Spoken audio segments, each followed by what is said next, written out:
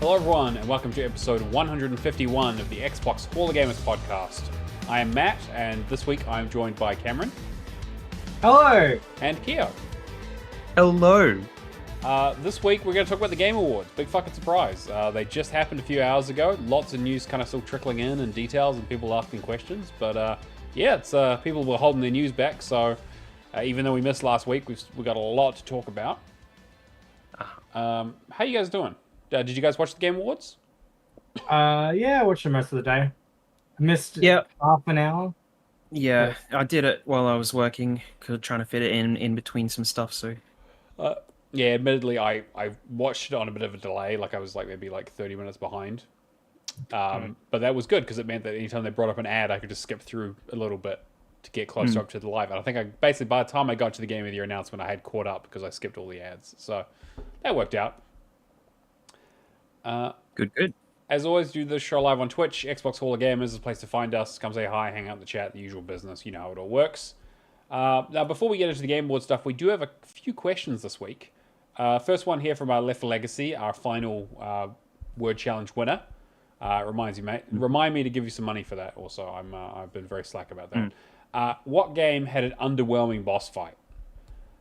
This is an interesting question. I had to think about this, and I'm trying to remember good boss fights, recent good boss fights, and there just kind of aren't that many. Boss fights kind of seem like almost a thing of the past outside of your Souls games, which are very predicated around those kinds of things. Yeah. But I don't know. The first one that springs to mind for me is Shadow of Mordor back in the day. It was like a cutscene with a QuickTime event where you fight Sauron's version of him or whatever for 2 seconds, and then he disappears. And they're like, hey, come back for the sequel. I don't know. What do you guys think? I'm struggling to think of any. Well, I had two this week. Oh, wow. Okay, that's good. That's a good start. One was Star Wars Outlaws, which I don't want to spoil, but basically, it was pretty much like a mini game. It was like a stealth mini game, and it involved some puzzling while you were being followed in a small space. So it's just did you really have to do this, guys? I know Cameron's just That's not a boss fight, though. You're talking about the final mission. Pretty much, yeah. So I don't classify that. Well, okay, so if an enemy is Hmm. chasing you and you have to solve a puzzle and there's no health bar and all that, is it a boss fight? No. What is the definition here of a boss fight? I don't think so. Well, I guess it depends. Yeah. So it was supposed to be a conflict, and it was supposed to fit a specific purpose, and I don't think it was what it could have been. It should have been a boss fight, and it should have been a little bit more engaging, but they didn't do that. So I think they were going more for the emotional, yes, they were. without getting into too many spoilers, the emotional sense of it all that. Yeah, pretty much. Yeah. But the part after it, I don't consider as a boss fight either, really. But also the other one that I had I just was call that Starfield. yeah, Starfield. yeah. The other one I had was I just decided to quickly play through the awesome max stuff in Trials Fusion. Oh, yeah. Because it's the second to last achievement I have in that DLC, and they have it's a lot more disappointing than I thought it was going to be. So I'll talk about it now. So basically, you have 8 levels that you run through, and then there's a level called the boss battle, and then you do this little thing where you just go on this little track or something, and then they shoot you in the air, and then you basically have to maneuver yourself to land on top of the helmet of a robot that has a penguin inside or something. Oh. And it moves about, and you fly up in the air, and you have to come back down, and you just have to do that 5 times to break the glass of his helmet, and then that's it. But it's really terrible. That whole DLC, that whole story thing they did for that is just terrible. But so that was me. That was my stuff this week for boss battles. But anyway, I'm trying to think of good boss battles. I feel even in the Souls games, they have a lot of not great ones. There are I guess obviously real memorable, amazing ones, but every now and then you get a bit of chaos or something. Yeah, I guess you do have to contrast the good boss battles like what is a good boss battle to know like what a terrible one would be, but the first thing that comes to mind for me in terms of good boss battles is like Final Fantasy and Kingdom Hearts, the ones that are thrown in there, like they're a test of challenge. Sure, yeah, essentially. Skill check, yeah. Because everything else just feels like it's story related, and to me that just fits into more of the general consensus of what is that game. Yeah, I get what you mean. I mean, like I feel like if we get to a final bit, it's still going to be. It also feels like a lot of like modern games, like a boss fight is kind of the antithesis of realism, right? Like it's always weird when you play like a first person shooter, like a like a modern military shooter where you have a boss fight. And you're like, it's like, bro took like 10 bullets for some reason when like you just, I don't know, like you play like GoldenEye and you're like, all right, well, it's like like you fight 006 at the end of it, but yeah, I mean, in terms of like boss fights and that, I can tell you like my hated ones are the ones that like do the health segments and then invincible for a period of time. Like any boss fight that is just annoying as all hell. Yeah, you think you're done and then they add like 3 more health bars or something. Or you take out the health bar and then it's just like, oh wait, that was just my first phase. Yeah. I mean, it depends on the game. Some games can do it creatively. Yeah, it's funny actually. I've been thinking because I was playing Kinetsugami. I finished it up this week, and that game has quite a few boss fights in it, but I don't think any of them are particularly good, to be honest. I like that game a lot, and like it is. I'm hovering on like where it's going to be on my Game of the Year list because it'll probably be in my top 10 somewhere. But realistically, there are a lot of extra like the boss fights in that aren't that great. They're also just not kind of that creative or interesting. Like there's a couple of like 1 or 2 that are kind of like, oh, okay, that's kind of fun, but really they're just very, very similar. It doesn't really feel like it adds a lot to the game, and like that's always what I want. Like you want like the boss fights to feel like they're actually there for a reason. Like one of the best boss fights of all time is the Mr. Freeze boss fight in Arkham City. Again, which I know is dating me now, but it's the whole thing was that like you had to use each of Batman's tools. Like you could only use each tool once because after you like if you managed to attack him while you were hiding in the vents, he would freeze over all the vents, so you couldn't use them again. So you had to like cycle through all of Batman's abilities and use each thing. It's like, okay, I need to use explosive gel this time, or I need to use like the gargoyle thing, or So it was kind of like an interesting idea of like making you use your whole skill set to beat him. And you didn't get a lot of that. I mean, the other otherwise you just kind of end up with like, oh, just dodge out, because that game also had some bad boss fights where it's like the classic like dodge out of the way, the big strong guy runs into the wall and he gets knocked out for a bit and you beat him up for a little bit, you just repeat times. Yeah, the classic. Have I seen that lately? Yeah, I was just gonna say it's not the seen that this week. So I don't know, I mean I feel like a lot, there aren't a huge amount of like boss fights are just kind of maybe it's like a relic from a bit of a bygone age in terms of like outside of your like Souls games that are very like everyone talks about the boss fights. Like Radahn is such a cool fucking boss fight of Elden Ring, but most of them are just kind of they're either letdowns or they're just cutscenes or they're just not that interesting. Yeah, and in these days, like in any live service game, the bosses have ads. Yeah, because you need to replenish your ammo. Yeah, or you can't have enough ammo to kill the boss. Yeah. So I found one. I was trying to look up, a list of them, and Quantum Break. I don't even remember the boss fights in that. Only because how Paul is at the very last mission is so different to that's right. how you play the game. Yeah. Like most of that game can be like carefully.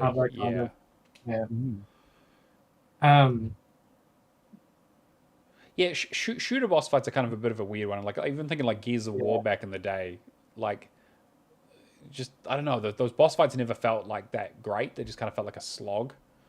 I don't think they're bad. Like I'm thinking like General Ram and that as soon as you said that. Yeah, I mean General Ram is such a nothing fight though. Like you either I don't know. Then the problem is most boss fights that I see these days aren't memorable. I think that's maybe the more Yeah. The only stuff I can really think of, and I don't know whether your class's boss fight is like Cuphead and that because of Yeah, I mean, difficulty. Cuphead Yeah. is all boss fights, right? It's like a boss rush game. Mm. Yeah, which I think, Yeah. like, that game has very memorable boss fights. I still could probably name most of the bosses in that game, mostly because I fucking stared at Just them because of the several art hours. design. Yeah, well, that too. Also, yeah, they were very unique. I mean, an art design that is incredibly memorable, as well as, just how they just art design, and then just the difficulty of it. Yeah, you spent a That lot of you're time going on them. to. I mean, it's the whole game, so yeah, that's a good point. Yeah, I was going to mention side scrollers are probably where I've had the most fun with bosses. So, yeah, for sure. I will give a special mention to Metal Gear Rising. Or Metal Gear Rising Revengeance. Those boss fights are some of the most insane hype shit you'll ever do in your entire life. Fucking just doing a suplex on a Metal Gear Ray right in the first 5 minutes of that game, while he screams out "rules of nature" is just so great. There's nothing quite like that. Yeah. But otherwise, yeah, I think yeah, boss fights are like kind of hard to get good ones these days because they either games don't have them, or they're just kind of not that memorable. What's the most, like, just first thing that comes to mind? What's the most memorable boss fight that you've ever done? Oh, First thing that pops into your head. first thing that pops into my head is the Riku boss fight, the second Riku fight in Kingdom Hearts 1, when he has the Keyblade, because it's that one-on-one fight that you have with him, and he's fucking hard. Like again, this is back in the day when I was a kid. That I saw that cutscene because you couldn't skip cutscenes back then, over and over and over again because I just got my ass handed to me by that boss fight. Funny because I was going to say the Riku fight in Kingdom Hearts. I think it was recoded on the DS. Yep. That that was really, really intense, and it was actually had its own mechanics as well. Like sparks would fly at you, and you had to dodge them and things like that. And he was just super fast, and they always are in those games. But because I was thinking about that just before when we started talking about it. So yeah, actually, it's funny you say that because I have a completely different answer. Yeah. The original boss fight to me growing up was Pokemon Red. Oh yeah, I guess so. Yeah. I guess all the gym leaders are technically bosses, right? I guess that is an interesting. Yeah. Oh, that's a very just finding out you're versing what Red at the end of Gold and Silver. Yeah. Yeah. That was really good, actually. Yeah. Man, I'm suddenly thinking back. I'm like, actually, Kingdom Hearts might be just the right answer for like good boss fights in general because there are so many of them throughout that series. Yeah. Especially Kingdom Hearts. Yeah, the Colosseum, man. Yeah. Like every time, and it is the bash against your head against the wall until you get it. Yeah, and like the Sephiroth that's boss fight. where I spent most of my time. And I think you know what? When it comes to things like the Dark Soul games and like Lies of P that I did last year and stuff, I think that's where my persistence comes from. Like areas like the Colosseum and Kingdom Hearts. Lies of P had some really good boss fights in it too. There were some towards the end that were absolute fucking bullshit, but there were some really good ones. Yeah. I would say the last one too in recent memory is Hades. Yes, Hades is a good shout. Yeah, actually, yeah, Hades. Okay. I mean, Hades does boss fights really, really well. I'm curious. I haven't played Hades 2 yet, but I'm waiting for it to be fully out, and I'll probably spend a lot of time playing that. Okay, we also had another question here. We had a couple of questions here from Isaac, Mr. Logic Dad, who says, first one says, "Hey guys, I'm close to getting 77,777, and I'm thinking about starting something easy with odd numbers achievements just for the milestone, and then I can complete it to make it even again. How do you feel about odd numbered achievements? And would you go out to get an odd numbered achievement for a milestone? Thanks for the show." Thank you for the question, Isaac.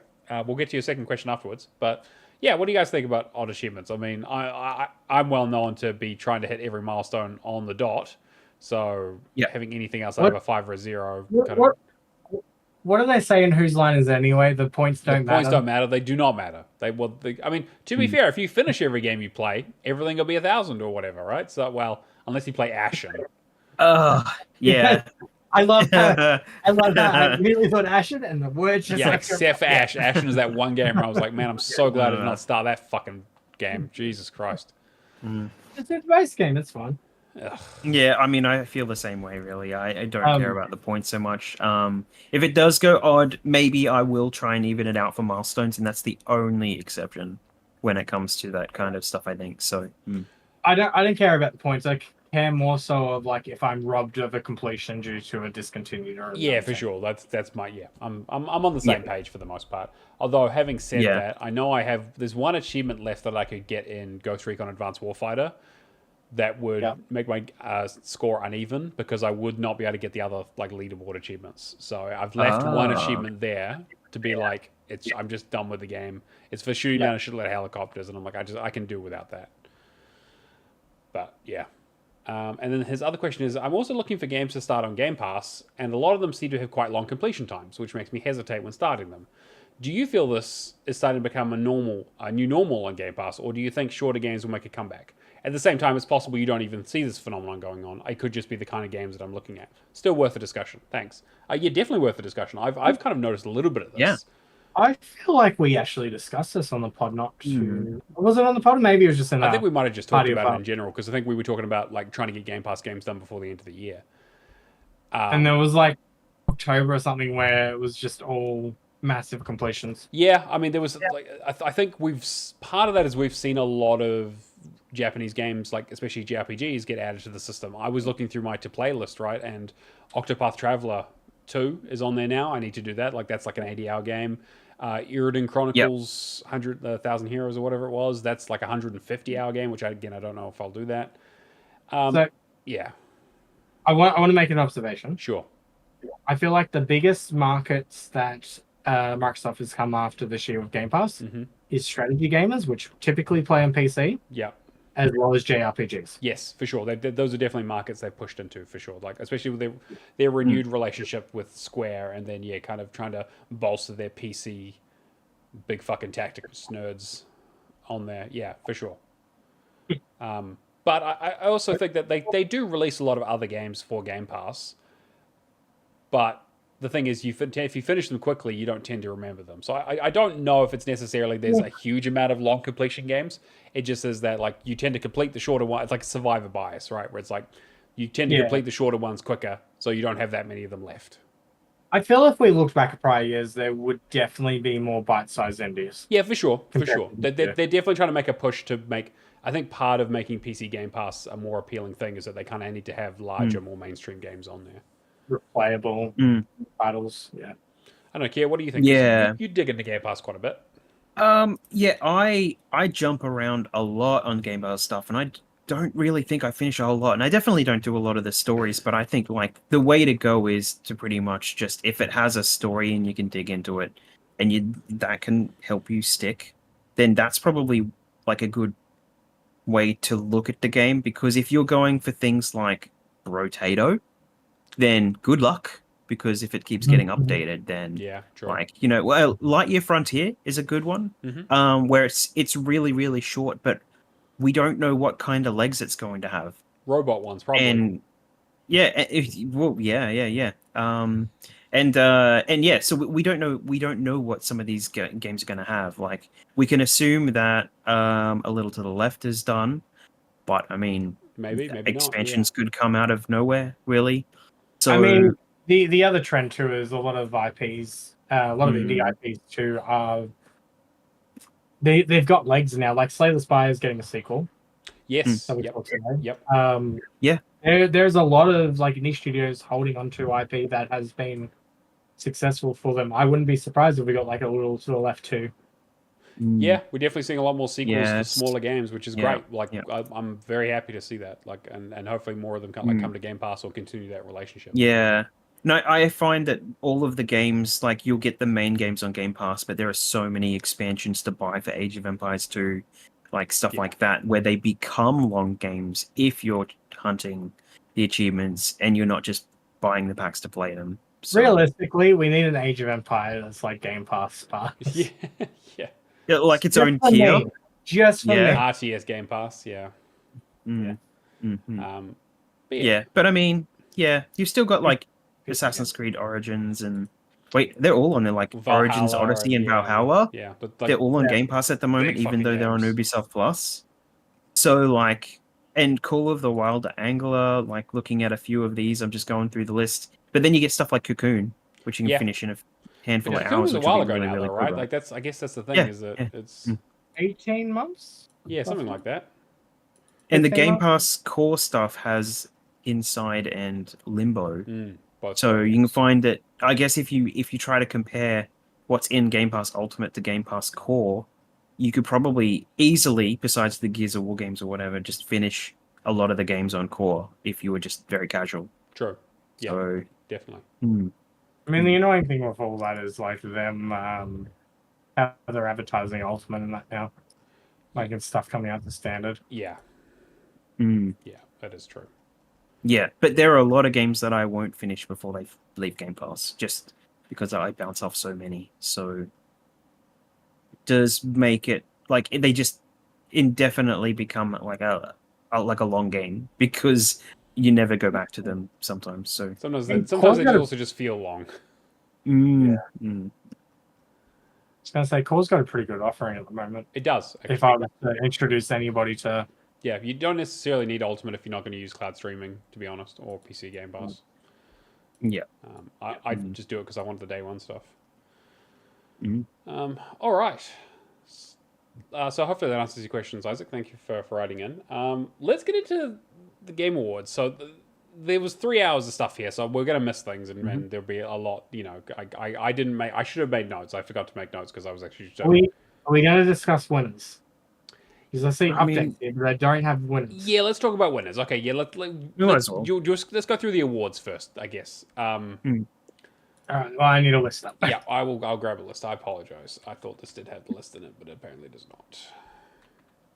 I will say, in terms of esports teams and content creators and all that, I have no I idea who skipped any through of that. them Yeah, They were all the pre-show stuff. They basically skipped those things themselves. they did. There was, Oh, they have like content they creators. had a couple Yeah. of things in the pre-show, Yeah. but okay. Yeah. Yeah. Sorry, let me just pull up the full list. So we had right at the beginning they did like the esports stuff we don't care about. Content creator we don't care about. I'll just go through this list I've got here from IGN have a list here. I'll just well I would send you guys, but you guys need to find it on your own because I can't change. I'm gonna find it. Yeah. But I'll read through it. So most anticipated game. This was one that we talked about. Death Stranding 2, Ghost of Yotai. Yutai. Yotai. Yeah.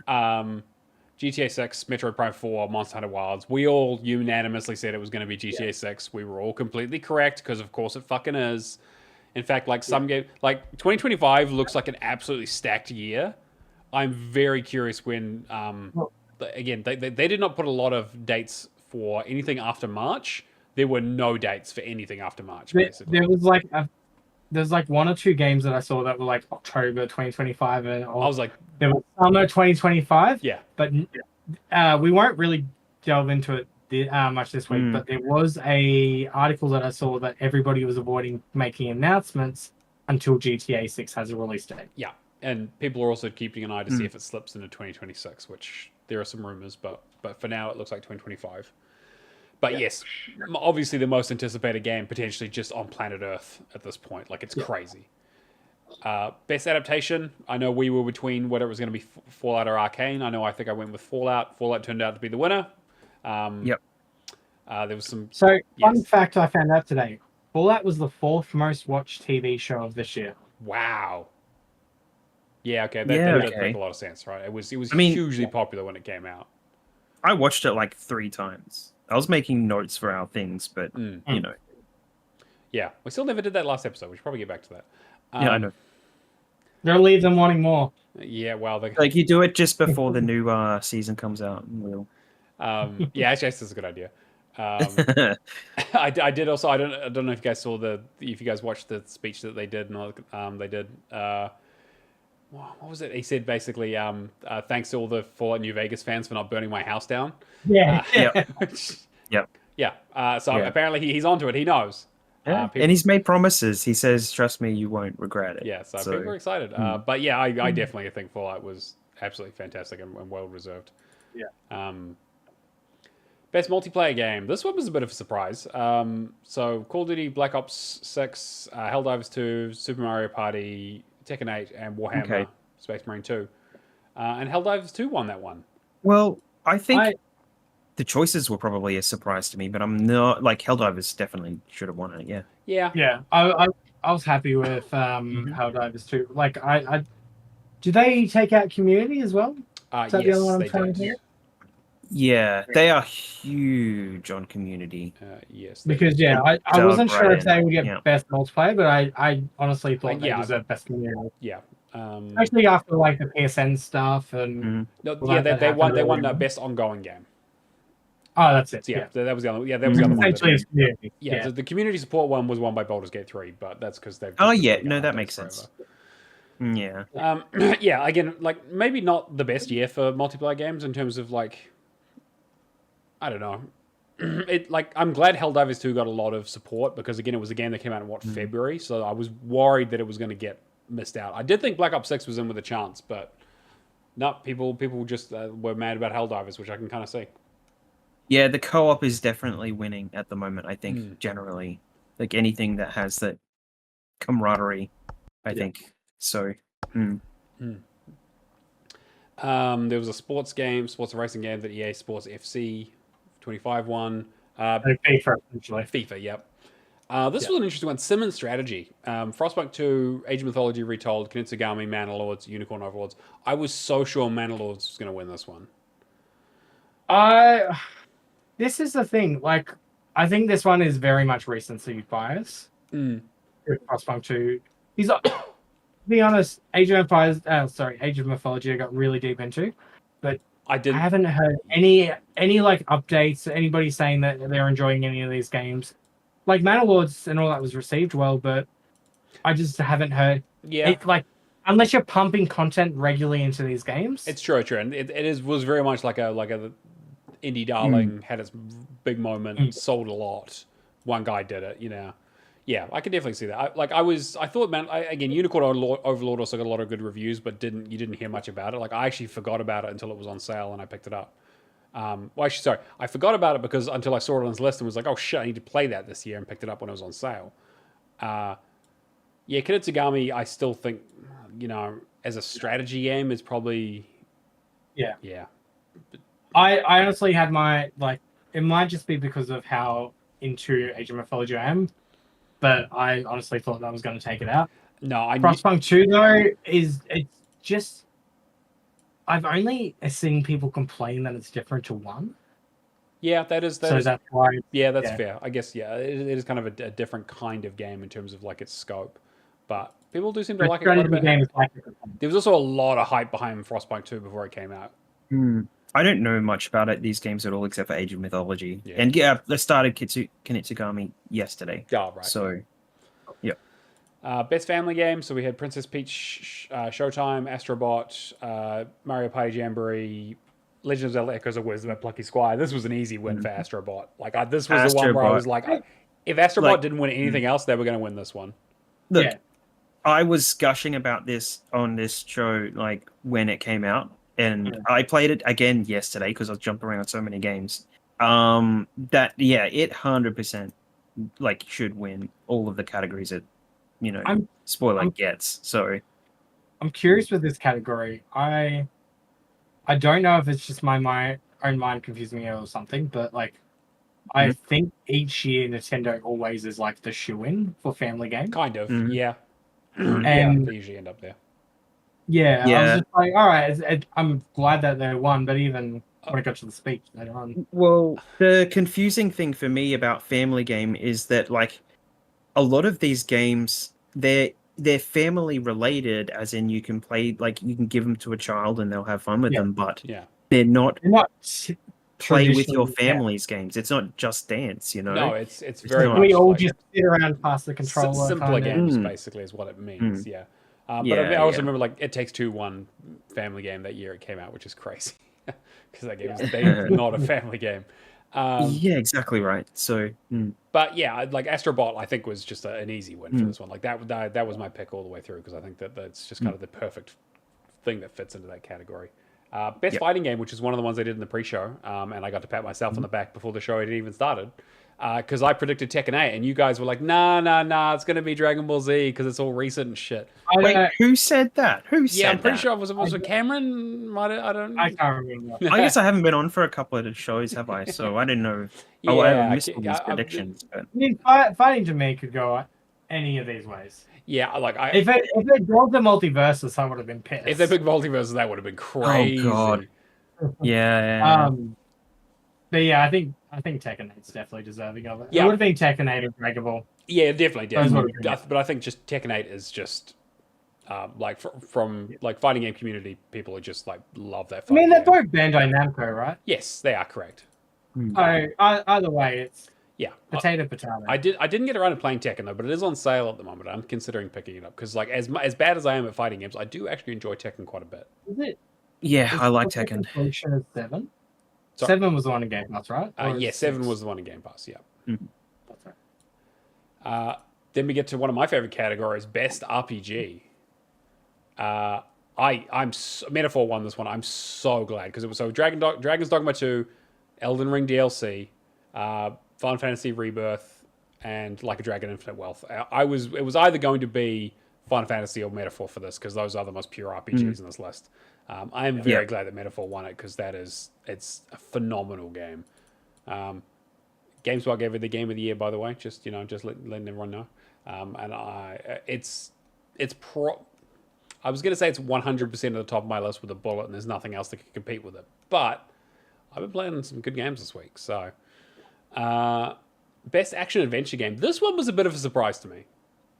So, Astrobot, Prince of Persia: The Lost Crown, Silent Hill 2, Star Wars Outlaws, Legend of Zelda: Echoes of Wisdom. It's such a weird selection of games. It is, right? It just kind of feels like, hey, here are some good games. Like, I honestly thought Astrobot or Prince of Persia. I thought Prince of Persia was going to get this one because I feel like Astrobot is not really a action. I don't know.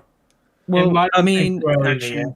I mean, like they have best action game and they have best action adventure game. Yeah, but they're also So- I don't know. It was weird that they had it as a category along with best action game. Yeah. But I kind of feel like it needed a different name. Like they couldn't even just call it adventure game, right? I guess So- not. Best Right. miscellaneous game. I mean, calling Silent Hill 2 an action adventure game just kind of feels wrong in a lot of ways, you know? Like, that game is so... Like, I guess it was like, they couldn't just do, like, best horror game, because there'd be nothing in there. It'd be one game, right? So, I don't know.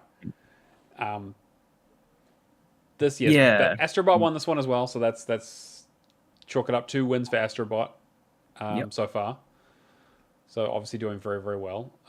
But yes, as Keo mentioned, they also did Best Action Game, which was Black Myth Wukong, Black Ops 6, Helldivers 2, Stellar Blade, and Space Marine 2. All very different games to the best action adventure category. Yeah, but Cameron definitely called this. Yeah, Black Myth Wukong won, just fucking destroyed them, which, you know what, like, I think that's actually well-deserved. If there's going to be 20 million players and a Chinese, like, it's a foreign market. Yeah.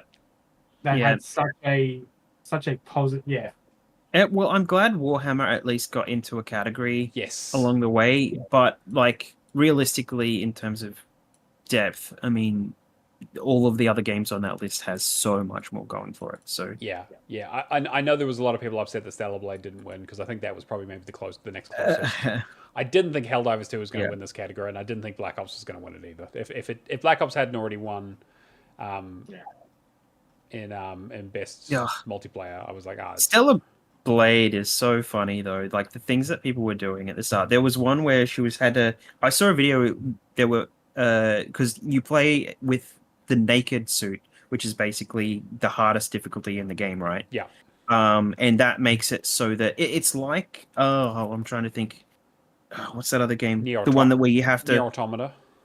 Well, the game that it's on Xbox, you have to do it the whole run without any armor Mortal on. Shell. Mortal Shell. Mortal Shell. Yeah, well, basically, you have to do a whole run with no armor, and that's basically what this. But you're in like a naked suit, and there was a scene where she was going up a elevator shaft, and then basically people were manipulating the character so that they were basically doing stripping dances on the central like shaft going up there. It's just like the things that people were doing in that game to kind of make it entertaining kind of outweighs like the actual game, the other elements, I think. Yeah. So PlayStation players just wait until they get it on PC and then Use mods. I Yeah. mean, mods are a thing, Yeah. right? I don't know. I mean, I don't know. Mhm. That game definitely felt like it was very, very much trying to be Nier Automata again. You know, like a more modern version of it. But yeah, Mm. but Black Myth Wukong I think is well deserved. People fucking love that game. Like it's got a real, a big following, especially like Cameron said, out of China for a Chinese I'm studio. surprised we didn't get an Xbox. And Oh I'm yeah, surprised. I'm surprised about that too, Cameron, Cameron. because you were so fucking Nostradamus over here was so I said, sure. Mhm. wouldn't it be funny if it happened twice? No, you said it was going to happen and that it was 100%. Mark your words. I need to go find the clip. I'll put it right here. I'm sorry, I'm not kind of funny with bloody Harrison Ford prediction. Yeah, okay, that was good actually. Yeah, we'll get to that. Best VR and AR game. Yeah, It's 100% Batman. I Batman Arkham Shadow. Yeah, like I think we all predicted that it was going to be that. Yeah. As much as people joked the hell out of it before it launched, of like, Yeah. Oh, of course, we're finally get a sequel like an Arkham game and It's a it's a fucking VR game, and then everybody's like, Yeah. fucking hell, this is really good. Yeah. Well, I have like a free upgrade for Arizona Sunshine Remake because I've had it on PS4, I'm pretty sure. Oh, right. So I should download that and try it on my VR2 to see why it's so much better, because the original version just doesn't look great, but of course the original version runs at 720p and all kinds of, to get it to run at 120 frames to a original VR headset. Asgard Wrath 2, was that the one that launched? Was it with the Meta or which headset? MetaQuest 3? Yeah, that was there. Right. Yeah, that so there's a one couple was, of MetaQuest ones. really well received. Yeah, as like well. it was a really, really good game, but it's also like a full game basically. Yeah. Well, Metal Hellsinger and Metro are all both on PSVR 2, and there's also another game coming out, Alien. Oh man, my name's there's a new Alien game coming out for VR on the 19th. Because it's like Isolation, but like a little bit more with guns, basically. Essentially. Yeah. So that'll be really good. I'm going to check that out pretty much straight away. So. Then we had Best Mobile Game, AFK Journey, Balatro, Pokemon Trading Card Game, Pocket, Wuthering Waves, and Zenless Zone Zero. Yeah. Who could have predicted that one of the most successful mobile releases halfway through the year, Balatro absolutely 100% deserved this. 3.5 million copies sold. Yeah, that's just on mobile. That's crazy. Mm-hmm. And then debut indie game, we had Balatro win that one again up against Animal Well, Man and Lord, Pacific Drive, and Plucky Squire. The only one that I thought might win was Animal Well, but to be fair, Balatro is just so huge, right? Balatro's just taking on all that song. And then we get to Best Independent Game, which was Balatro. Yeah, again, similar list, but you had Animal Well, Balatro, Lorelei and the Laser Eyes, Never, and UFO 50, and Balatro won that. So 3 for Balatro, which is huge for a debut indie game. It's about Best Debut Indie. It was just like, it's getting independent. Yeah, 100%. I didn't think it was going to get both of them, to be honest. I really thought we might get something else for like debut, but no, that's. I was gonna say, if they hadn't already gotten debut, if they got debut, then they were going to get independent. But if they had locked down debut, they were definitely going to get independent. Yeah. So and highly deserved. As previously mentioned, best community support got Baldur's Gate 3. Competitors were Fortnite, Helldivers 2, No Man's Sky, and Final Fantasy 14. Best ongoing game was Helldivers 2, which I definitely deserves. As compared with Fortnite, Final Fantasy 14, Diablo 4, and Destiny 2. The only, I was hoping Helldivers 2 would get this, which I'm glad it did. I was kind of like, maybe Fortnite, just because of how many updates they've... Fortnite is a platform. Yeah, essentially. But I think... the amount of stuff they put out... I think the thing is that, you got to remember that, these are video game journalists here, and most of them are like, Fortnite's kind of shit. I'm not going to vote for that. I'm not going to vote for the thing that's got a monopoly. Yeah, exactly. They're like, fuck Tim Sweeney. It's like why Black Ops 6 won't get out. Exactly. That's I don't mean to be disparaging about it. I think that's just realistically how the people who vote for these things think about video games. They tend to give. I definitely agree. I was just going to say though, out of all those other titles, I thought Fortnite would be the second one, just because. You think about Fortnite as a platform this year, they've put out a shit ton. Oh, yeah, as for sure. Yeah, as a platform, there's so much stuff. You can see just from the ads that were in this show. Yeah, true. Yeah, they showed a lot of that stuff. There was a lot of Fortnite ads in this. Fucking Snoop Dogg came out, did a show, and then they also promoted him doing a show in Fortnite, which is crazy. Mm-hmm. Also, who knew that Snoop Dogg had a game studio? I did. Yep. I had no idea. Yep, because he used to stream on Twitch. That was his whole thing. And there was the whole thing where he would stream on Twitch. He streamed on Twitch he wouldn't interact with chat and wouldn't read chat. And he was on mute for so long that's like someone had to call someone else to tell him because he wasn't reading the stream. He was just playing, like they couldn't hear anything. Anyway. Games for Impact. This is always an interesting one. Close to the Distance, Indica, Never, Life is Strange Double Exposure, Hellblade 2, and Tales of Kenzera Zao. I was not sure which way this one was going to go, to be honest.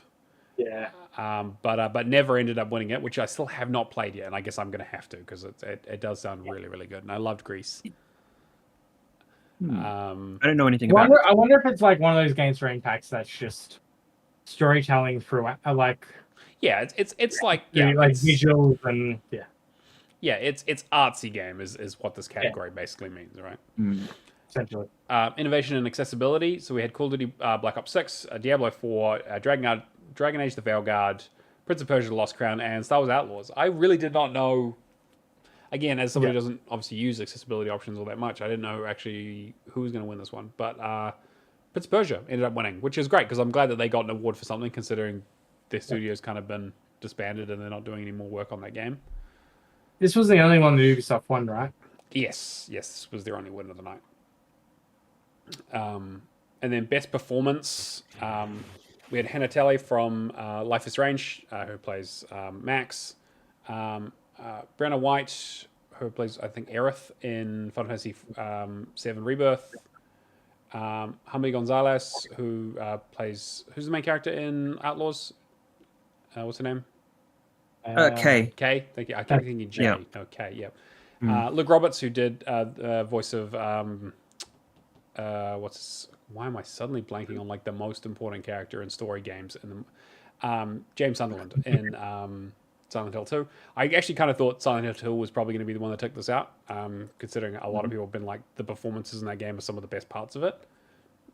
And then Melina Juergens for Senua in Hellblade 2, who ended up winning. Yeah, I've been playing through Silent Hill 2, and the performance of it they've really, really done a lot to make that game worthwhile, I think. I cannot wait for that to come to Xbox. I'm going to be picking that up straight away. I mean, I'm a huge Silent Hill fan, so. But yeah, so Melina won, which she also won for Hellblade 1 back in the day as well. So obviously a really great performance, and probably the best part of that game. The game also won the other category, which was audio design, which went up against Astrobot, Black Ops 6, Final Fantasy VII Rebirth, and Silent Hill 2. Again, quite like a real tight-knit group of games that really got a lot of, like, you kind of 10 out of 10 kind of games that just had, like, a lot of really good stuff going on, and, like, performances and audio design and like, the detail. Yeah. I mean, man. Yeah. Think back to the marketing before Hellblade 2 came out, like how proud they were of that audio design. Yeah, and that was something in the first game too. I think they really just kind of just more of that, and that is the thing that game is kind of remembered for. That was it's about the design in that game what they've had to do to make it what it is. Like stuff like Astrobot has like hundreds of balls on the ground that when you run through them, every little one makes a tinkle, Yeah. So there's a soundscape in Astrobot that's really, really good. But yeah. So yeah, but Silent Hill 2, maybe. But yeah. So Hellblade 2 won Best Audio Design, and then you had Best Score in Music. You had Astrobot, Final Fantasy again, Metaphor, Silent Hill 2, and Stellar Blade. And this was Final Fantasy 7's time to shine finally. I was surprised that like because people were talking about like Final Fantasy, like people love Final Fantasy 7, like 10 out of 10's a lot of really, really happy people with that game. Score of music, I think, is the only thing that won, right? That's pretty much it. Yeah, it's in a lot of categories. Sorry. It got nominated a shitload for a lot of stuff. I feel like it was like a runner-up in a lot of categories. The problem with Rebirth is every time I hear anything about it, it sounds like it's a downgrade from Remake. Really? I mean, Downgrade. I've Well- heard the opposite, but Like as in like in terms of like in terms of the story and all that, it's like slightly I mean, sure, sure, it is very much the middle chapter of that story. Yeah, they have said that the final chapter will be like a lot tighter because it's got to tie everything up. But basically everything that you could possibly want to do in the open world Final Fantasy VII was added to this game, so probably that they could tie it up a lot better in the final game. So I just think with Final Fantasy 2, it's like one of those things of like you have remake which comes out, which is completely new experience. And then it becomes like kind of more of the same. Yeah, you're for talking sure. people with 250 hours plus in Final Fantasy Rebirth, right? But, so if Final Fantasy was to win any category, it would be score and music because that's the one thing they're constantly like excelling at.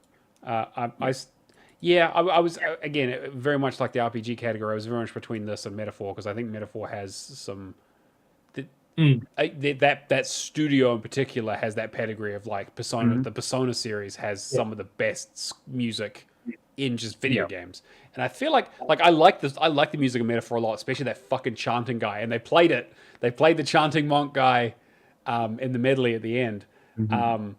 But yeah, I can definitely see why I didn't win. I think that. I mean, I would be surprised if a JRPG or a Japanese studio didn't get it. Yeah, that's fair. Because I do think they constantly smash it when it comes to score and music.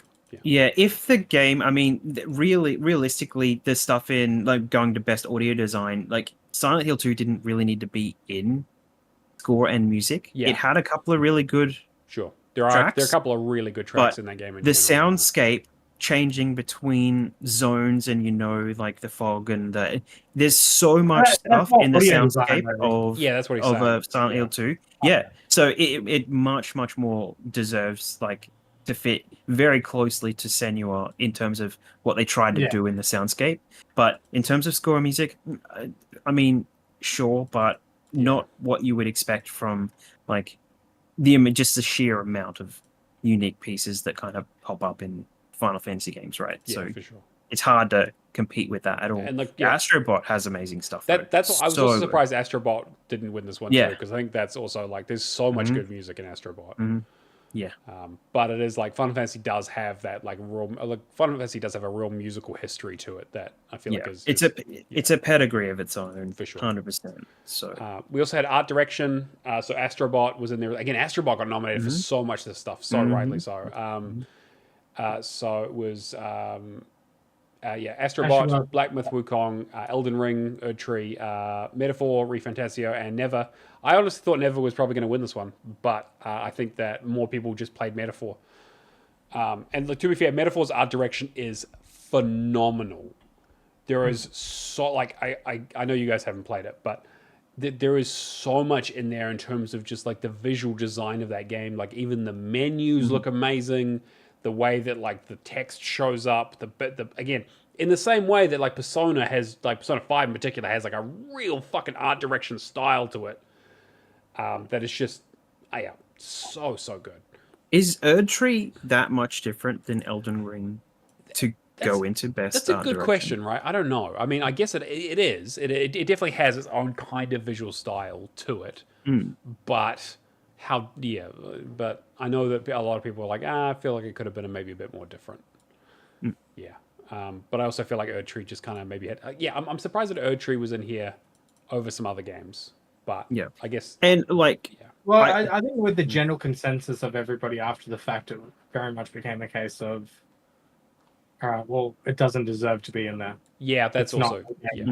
Yeah, for sure. Well, I mean, realistically, outside of some of the unique stuff that pops up in Astrobot, I mean, everything's just nostalgia bait, the whole lot. So like, that's true. You're not. There's nothing really unique in the game except for what they've done with the bosses and stuff. Which some of the best bosses in the game, like in the art design and the designs of the levels, in terms of direction, some of the best boss battles I've played in a platformer game, in a 3D platformer game I've ever played. So, but I mean, outside of that. The levels are pretty standard in terms of looks and stuff, so like doesn't really fit majorly, but I mean, once again, good that it's there. So So Metaphor won art direction, and then we have best narrative, which Final Fantasy got another nomination here. Like a Dragon, Infinite Wealth we saw show up here, which again, like narrative is probably its strongest piece. Metaphor showed up again, Hellblade 2, and Silent Hill 2. This one went to Metaphor as well. Metaphor really cleaned up at this show in a way that I was not like. I was again like Metaphor was almost certainly going to be my game of the year, and like I love the narrative in that game, and I love the art. But I really was like, I feel like it was going to be spread around a little more than that. But no, it was it was it went to Metaphor. So Final Fantasy, Final Fantasy just getting really shafted in some of these areas where they kind of would, usually like normally a big JRPG would like clean up in this kind of in the narrative category.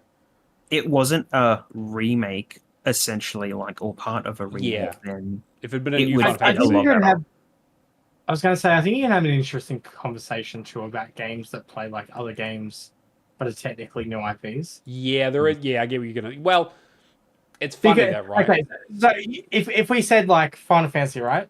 Yeah. Same argument that I made before. Final Fantasy remake to Rebirth. Yeah.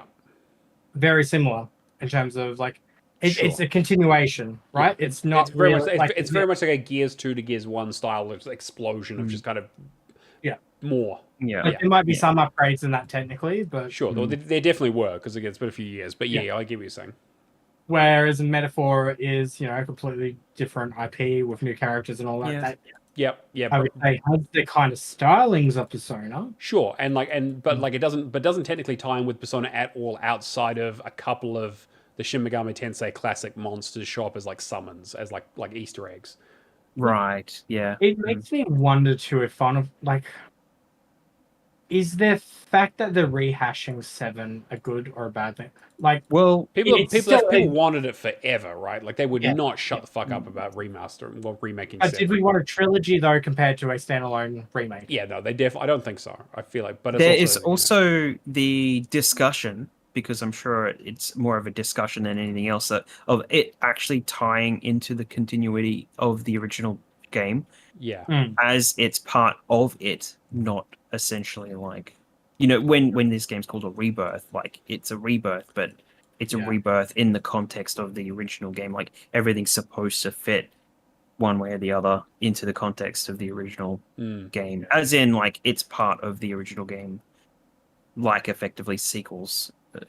But I haven't played the games to know, but I've heard that discussion many times where it fits in the universe indirectly and stuff. So is it a spoiler if it's such an old game? What?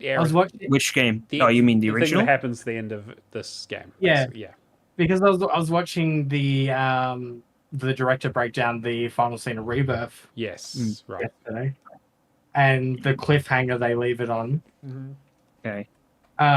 Which I thought was like very interesting. A lot of people were not happy about that, but yeah.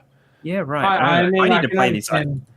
Again, they changed something from a beloved game, so yes, there's a slight change in how that worked. So, and now you just got to get the third one in the trilogy and find what happens. Yeah, exactly. So, but I guess it is a good point when we're talking about best narrative here, and we've got, we have a remake of a sequel to a remake with Rebirth.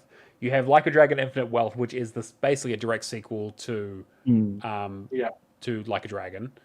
Senua's Saga Hellblade 2, which was not super well received on the narrative front. And then you have Silent Hill 2, which is very much like a almost shot-for-shot remake of the original game. Yeah. Like, Metaphor is really actually one of the few original kind of stories in that base. Yeah, it's a very good point. So I can kind of see the argument. Yeah, Infinite Wealth ties a lot of it links the stories really well, though. Is that the one that does that? Sort of, yeah, because Kiryu's in it as well. It links 3 of them together. Yeah, because it links Manu Race's name and 7, and yeah. And now when we get Pirate Yakuza. Yeah, Pirate Yakuza. I don't know what's going to happen. See, I'm probably going to play that. That's going to be fun. And then we get to like the 2 big ones. So this is like best game direction and game of the year. And like I kind of said this last week, but best game direction is essentially like runner. It usually feels like runner up for game of the year. First thing I want to point out, both the game direction and the game of the year, both have the exact same list of games. Exactly, it's an identical list. Yeah, you can see the whole list like kind of merging into like a definitive list, and then those last two categories basically are like, no, this is it, because there are so many of these games that appear in the other lists, but they've kind of like narrowed down into like, it's almost like they knew they were going to be there. Right? Yeah, exactly. By the end, so. Yeah, we're all on the same page. Bellatrix was robbed. Look, Bellatrix got a lot of shout outs on that show. There was no way it was winning either game of the year or. Look, it doesn't. If this was like indie game of the year and all that, hands down. Yeah. And so this was like kind of what I was saying last year. Like last year, best game direction went to Alan Wake 2, and game of the year went to Baldur's Gate, right? And that was me like being like, that's 1 and 2 on the list, like with a bullet. Like Alan Wake was obviously my game of the year personally, because I just didn't play enough Baldur's Gate, but I could definitely see it being like, game direction is usually typically teams tends to be, hey, this thing's going to win game of the year. This is your like second place, but we don't do second places, so we do game direction because the lists are the fucking same. So, on both lists we had Astrobot, Balatro, Black Myth Wukong, Elden Ring, DLC, Final Fantasy VII Rebirth, and Metaphor ReFantazio. I really thought it was going to be, probably Metaphor in first place and maybe Astrobot second. Yeah, it was really funny when they got up to accept the awards for Balatro, like on behalf of Balatro for Local Funk, where they said, we know you want somebody else to win these awards, but I'm sorry, you've got to have a moment here for yourself. Yeah, I'm like, I mean, it just sounds like he's one of those guys that just like, don't worry about me, like recognize the rest of the indie games. Yeah, like he did a lot of that. Yeah, that was definitely like that was his instructions. But it turns out that Astrobot won both best game direction and game of the year. Astrobot absolutely fucking cleaning up with the awards. I was honestly surprised. I thought it was going to be Black Myth or Metaphor. Yeah, I thought for sure Metaphor was going to win game of the year, to be honest, because after seeing kind of how Final Fantasy VII got like snubbed, I was like, okay, and Metaphor basically ate its lunch in every category. I was like, Metaphor's got so many wins on the board. I really feel like it had to be them. But Astrobot also had a lot too. It's one of those things though, that you don't expect. I mean, it's just my like opinion. Platformers don't usually win these kind of things. No, it's true. It's very true. Yeah, and they definitely deserve the win. Like to have this push through. Yeah, and have so much like I was gushing over this game so much. It's just so, you could tear up playing this game if you're really, really. The last platformer that would have had this kind of like recognition, and that would have been Odyssey, right? Like Odyssey or Galaxy? Am I thinking? No, it'll be Odyssey. Well, I guess Galaxy was huge. Odyssey was people like Odyssey a lot, but it wasn't quite the same. That might have been before game. Yeah, because that would have been. That would have been on the Wii, so that would have been before. Yeah, it would have been. Yeah, or at least right on. Because that would have been 2013 or so, right? Yeah. Because this is like the 10th year, so yeah, so 2014. Well, they were both on Wii and not even on Wii U. Yeah, exactly. So... Yeah, and like the Switch has been around for a long time, so yeah, I guess. But like Astrobot, obviously, well deserved. Like I have not heard a single bad word against Astrobot at all.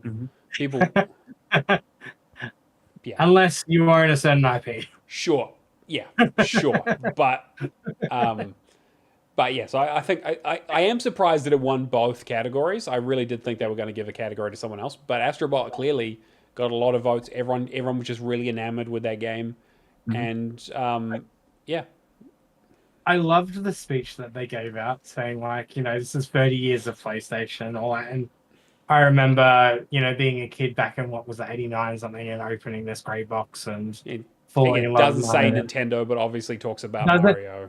He's just like, I can't say it, but Yeah, which is really, really like really respectful and like that, like the fact that team won so many awards. Like to be fair, like if you like look through this list of winners, it's like Astro won 3, Metaphor won 3. Blatro won 3. Black Myth won 2 of them, I believe, because they won that, and then they also won the Gamers' Choice Award, I believe it was, which was like the election vote. So they won a couple. So yeah, like and then everybody else was like a single. Yeah, so like a lot of consistency in terms of like stuff. Like Helldivers too, obviously won a couple as well. A lot of consistency in terms of like winners and kind of what really resonated this year. And I think that we kind of talked about this earlier, where earlier in the year was like this was a much quieter year than 2023 in terms of like big releases. But the releases that did come out were really fucking good. Like the high tier stuff, like your Metaphors, like your Balatros, like your Astrobots, really resonated with a lot of people, obviously. And that's just the fucking awards, because there was a bunch of announcements in the middle of it. Like this show was stacked. Yes. Well, I'm not going to go through. I was like, everybody was saying this show was stacked, and then I was hearing like, oh yeah, Half-Life 3. I'm like, it's not that stacked. Come I was on. like, bro, was it fucking Nick was joking about it. He's like, oh, so Half-Life 3 is going to be the Game Awards. I'm like, there's no way. There was still a bunch of stuff here where I was like, wow, I did not expect that at all. So, I mean, the stuff that I expected was, what was it? Mafia and Borderlands. Yeah. So we're pretty sure Borderlands again, and those were kind of the weakest. I get this new Mafia game looks really good. It does look good. I'm definitely gonna play it. I'm very keen. Yeah. Borderlands. Like I've never had a bad time with Mafia. Borderlands 4 looks. I mean. So Borderlands 4 to me looks. What's the best way to put it? It's moving away from the cel shaded visual style that was good with 1 and. Like 3 was definitely like very polished. Definitely. This kind of feels like they've just dumped, Vaseline all over it, and they're just doing more of 3, which I think they did kind of like, hey, this was relatively successful, but didn't review amazing, but still sold well. So they just want to again fucking. To be fair, having Randy Pitchford on that stage was oof. That man is just a sleaze bag, but. Anyway, I'll go through the list and we'll just kind of talk about some of the stuff. The big one that kind of surprised a lot of people was the Naughty Dog's next game, Intergalactic, The Heretic Prophet, got announced. So with the trailer. That trailer. Yeah. How many actors that is in this game? Because I noticed watching through it that the one that they're capturing or whatever I think it was. Yeah. That he's the guy that plays Kumar in Harold and Kumar. Camille. It is. Yeah, it is him. Yeah, he's in there. Yeah. Right. And then that photo on the wall that they have, or the newspaper, I can't remember. The Aces. Yeah.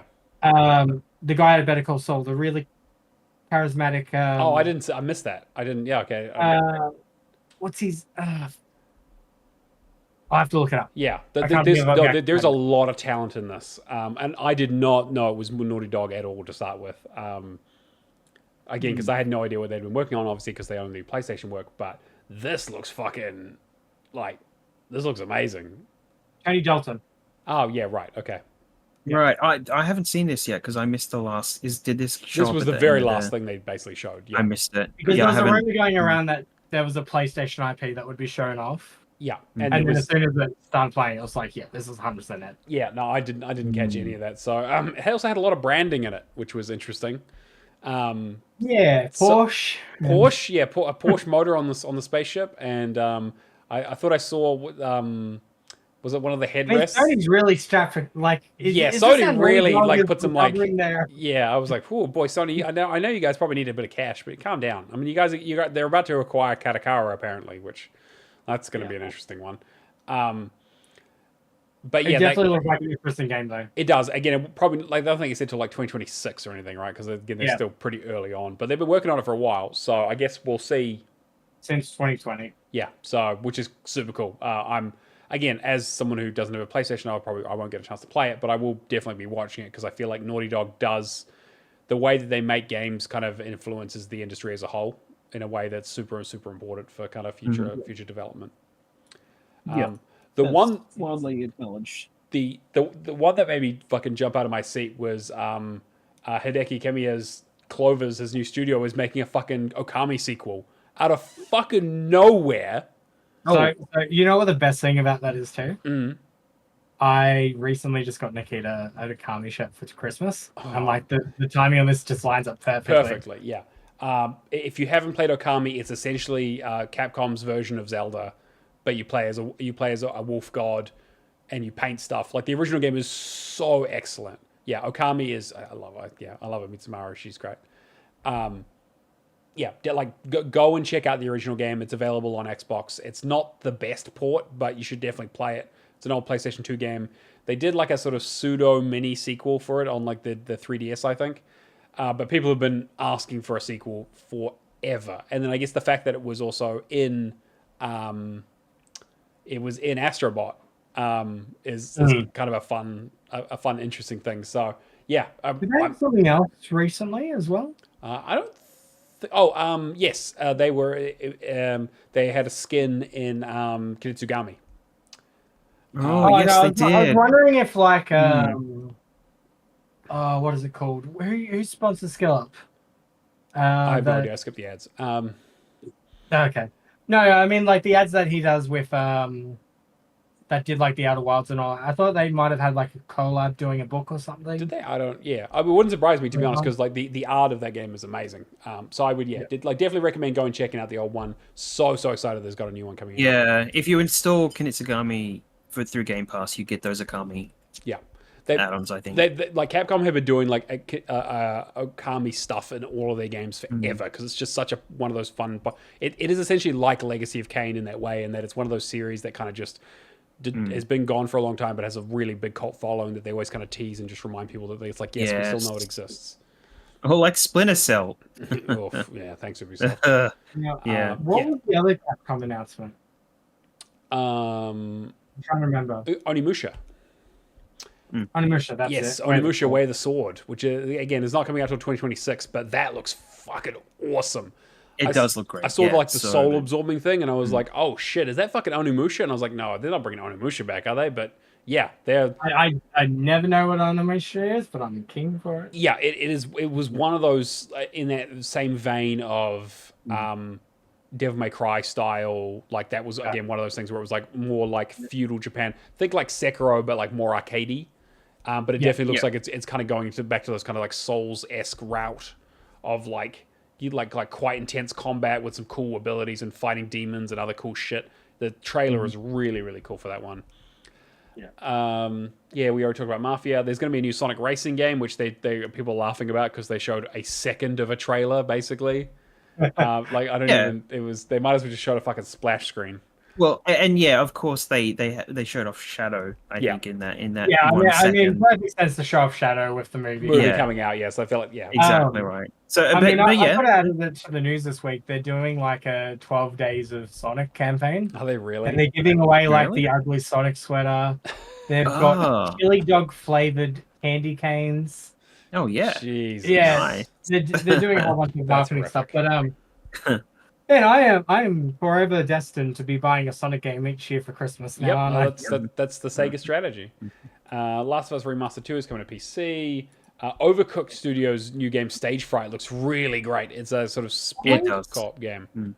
I swear I've heard the name Stage Fright somewhere. Yeah, I'm sure. Like, I mean, it's a common phenomenon, Cameron, for people who go on stage. I swear I've heard about this game before. I don't know how. Really? I don't know. This is the first time I've seen it. Hello Games are the ones who are publishing it, which is really interesting. Not Team 17. I wonder if they're not using Team 17 because of the whole NFT stuff. And that's probably it, yeah. Warframe 1999 is coming out this week, which is their kind of like spin-off game, which looks really, really stylish and cool. They're making a Turok game, like a third-person Turok Origins game where it's like co-op and stuff. It looks like I'm down. Fucking fight. Yeah. Okay. Yeah. It's good to see them going back to the roots of Turok. Yeah, for sure. Like yeah.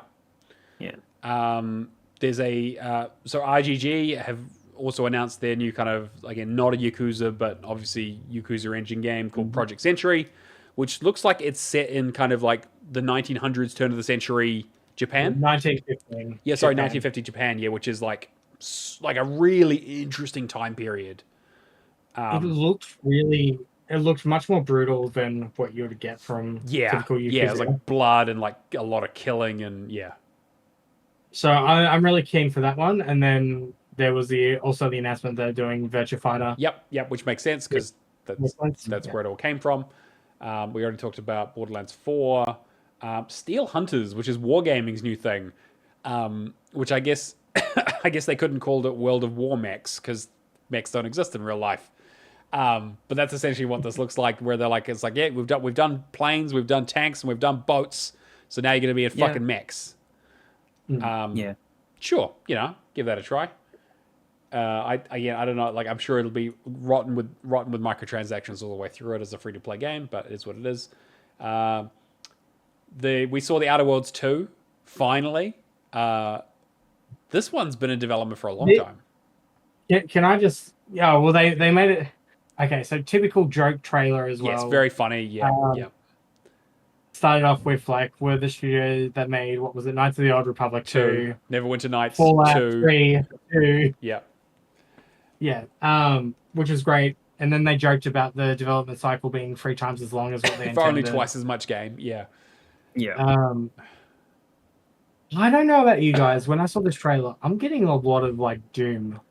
Really? I mean, to be fair, the gunplay looked like it was very much improved from the original game. The gunplay and the audio did sound like Doom. Yes. Yeah. But it's also edited well. very, very well. The trailer was really, really well edited. Mm-hmm. I really enjoyed the original, and they kind of teased this years ago with that cinematic trailer that they were making fun of cinematic trailers in. But this is coming out next year. Like, this is so they're doing Avowed and I was going to say this is a big fucking year for Obsidian. Yeah. I mean, Avowed did get pushed from this year into next year, so I don't know. Like, we'll see when this actually comes out. But and it'll be Game Pass day one, right? Because again, it's a Microsoft Studio now. So yeah, I'm all in. It looks great. It Takes Two Hazelight. Oh, sorry, yes. I was gonna say, I wonder if they're going to do. Is it both? Like, Indie obviously had the early access edition. Yes. Avowed's getting that as well. They right? all are. They just do that now. Okay. Yeah. They probably Yeah, that's just how it is. Yeah.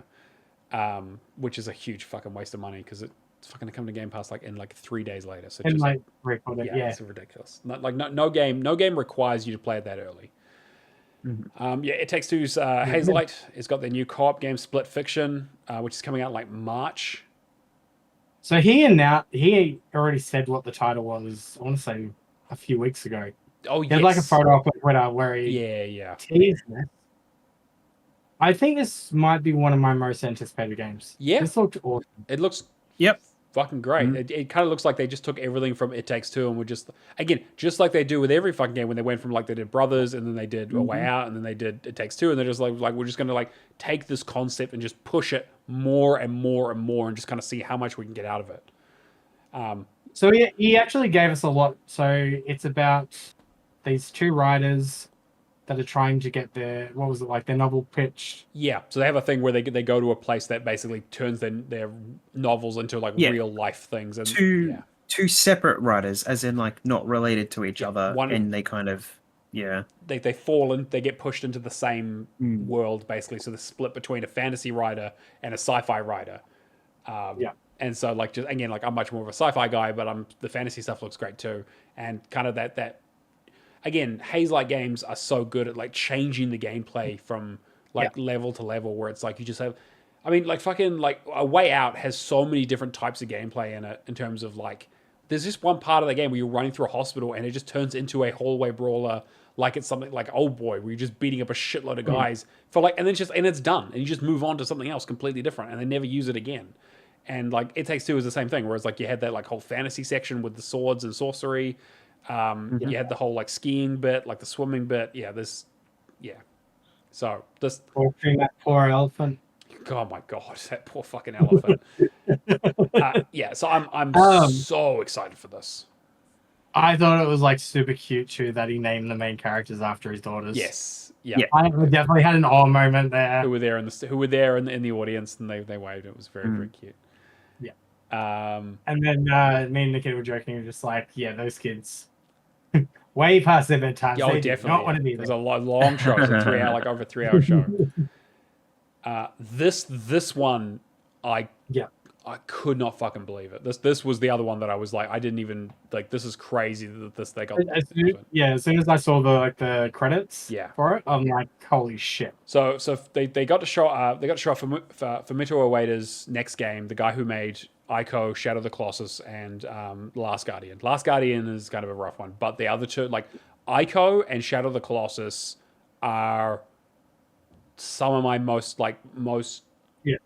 they're just incredible. Like if you talk about like art, video games being art, like those are one of those games that I point to in terms of like how they look and how they play and the music, and they're just absolutely fantastic. And this looks like they're just like, we're gonna take some of those ideas and add some fucking robot mech shit in there. I'm gonna say that the trailer just bleeds like the origins of those games. Yeah, so you can see it all the way. And then it was, again, it's not even named yet. So Project Robot, like it doesn't have an official name yet or anything. It's obviously very early on, but Ueda is one of those auteur kind of geniuses who make these who make games that no one else makes.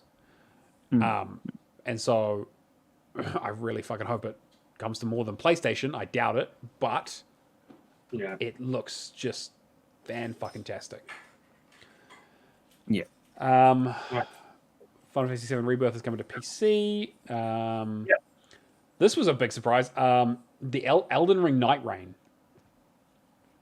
So I guess there is a co-op standalone game, like an Elden Ring spin-off game, that has it feels like this is like almost like a Smash Brothers style thing, where in the trailer there were a shitload of different bosses and stuff from other like Dark Souls games, like the Nameless King from Dark Souls 3 was one of those guys in there. There was like the centipede guy from Dark Souls 1, and it was kind of hard to follow exactly because I haven't played really a lot of those games, but it's almost like they're testing the waters to do something co-op, like permanent co-op. This situation. This is definitely like a squad game where it's like you roll up with your buddies and you just kind of, and apparently it's got some like roguelite elements to it and stuff, where it's kind of like you just go in and it's randomly generated bosses from some templates and stuff. Again, it's very early on, but it is coming out next year, which is crazy to think about because it just kind of like just got announced. Well, we what was it, like a fortnight ago? We were having this discussion about him potentially doing other projects. Yeah, well, there was some talk around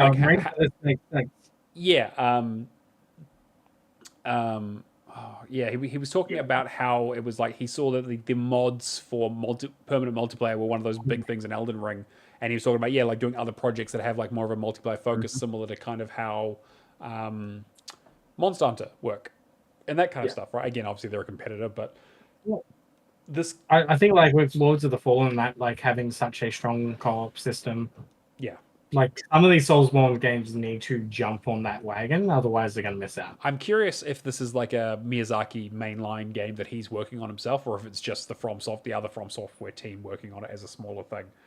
Like I really want to learn more about this, obviously, because again I'm a huge fan of Elden Ring, but this is such an interesting directional change for the series, because like they were like, we're doing co-op stuff in the trailer, and we're doing like story co-op stuff, and like I don't know, it looks really, really interesting.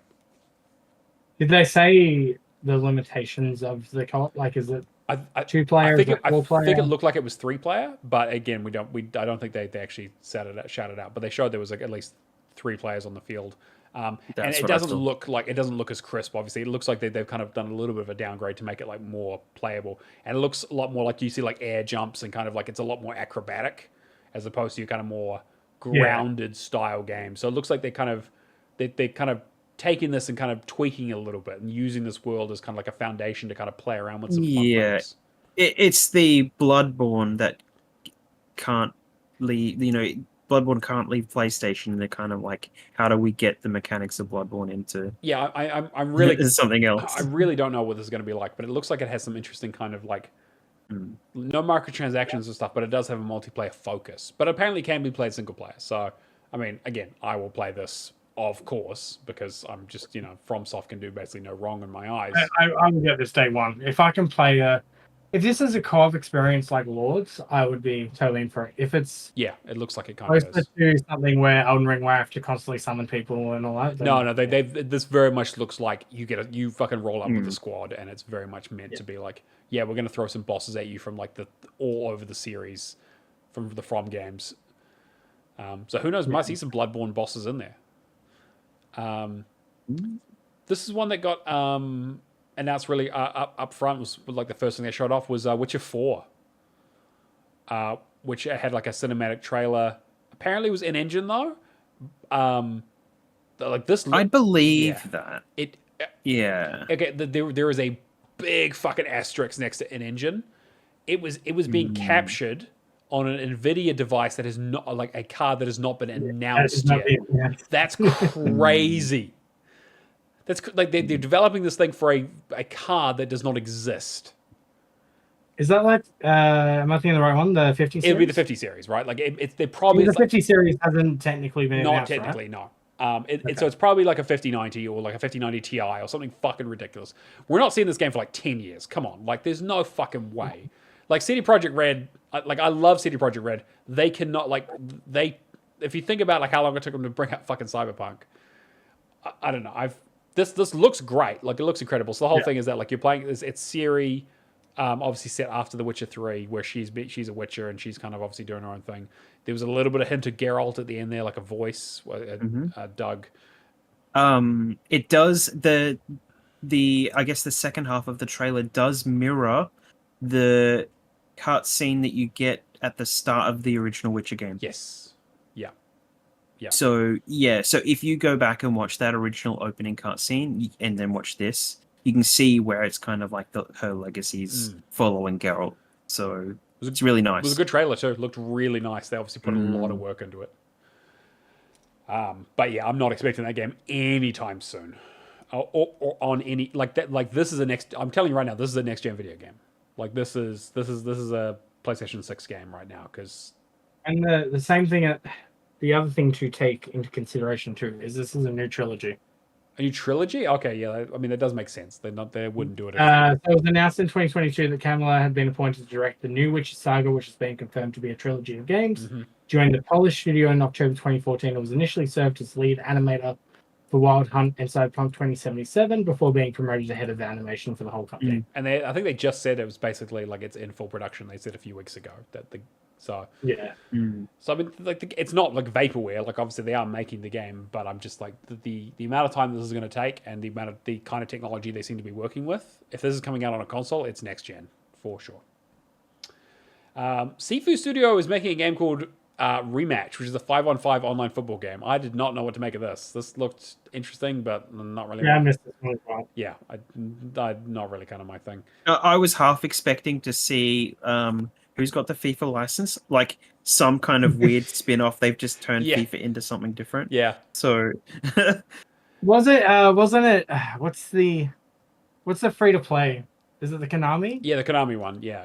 Has Pro the Evo. Yeah. Yeah. Because they made Pro Evo. They changed the name and then made it free. They did that weird thing with it. Yeah. It was not good. Well, their last paid game did not do well it did at all. not. So. And then the kind of last thing, again, we're kind of going backwards in orders here, but the kind of first thing they showed was the Thick as Thieves, which was basically the guy Warren Spector, the guy who made Thief and Deus Ex and Epic Mickey. Don't forget that one. Is making this game, which looks really, really cool. It looks like it might be a slightly procedurally generated kind of heist game, where you play as kind of like a Dishonored style thing, where you play as different characters with different abilities, and you got to try and break in and steal something. And it seems like maybe that's like randomly generated which one you do, because they kind of mentioned, this is a fun one or whatever. So I was like, okay, that's interesting. Maybe it's like a repeatable thing. But the whole thing is that there are rival thieves trying to compete with you who have different abilities and try to mess you up, and you kind of chase each other down and try and grab shit. And so it looks like there's like 4 different classes that you can play as. Looks really, really fun. I don't know if it's my kind of game, but I love Deus Ex and I love Thief, and so I will keep an eye on it, even if it isn't like a more sort of story-driven stealth game like I'm used to. And that's the majority of it. Again, there were other like trailers for some smaller stuff, and they showed off a few. Like there's like Slay Fire 2 that was announced in the pre-show. I'm trying to think what else. Yeah, Some they showed they some had like release dates. Splitgate 2. Yeah. They had Oh, that's it. Aaron Paul and Laura Bailey on stage about Dispatch. Dispatch looked really fun. Yeah, Dispatch looked really fun. It did. Yeah. Oh, so that's Skybound. What's left? Did you notice with Dispatch as well? They had a few content creators listed in the credits. There was Moist Critical. There was Jacksepticeye. Oh shit! No, I didn't. Okay, I'm assuming they're going to like play. The blinking you missed a moment. They're probably going to play really, like either people calling in or like some of the minor superheroes or minor villains maybe. Yeah. And they announced Clive from Final Fantasy 16 is going into Tekken 8 as well. Yeah. Which I was like, oh, they here's the Xbox announcement. Yeah, I was like, no, it was fucking Tekken. That was roughly it. I think. Like again, there were a few other bits and pieces, but nothing. Most of the other stuff we've seen before, or kind of announcements of like when things were coming out, like first Berserker and things like that. But I mean, it was a big fucking show. Like again, we've been talking for quite a while now around like what's been going on. I was very very happy with it. Ninja Gaiden. Also had that game coming from the developers behind Blasphemous. Yes. I want to say? Yeah. Looks like it has kind of a slightly Metroidvania-ish style thing going on with it. Reminded me a lot of Messenger. Yeah, and Dave the Diver had the jungle expansion thing. Oh, that was the other thing I wanted to talk about that we didn't talk about. Shadow Labyrinth. Did you guys see the trailer for Shadow Labyrinth? Shadow Labyrinth.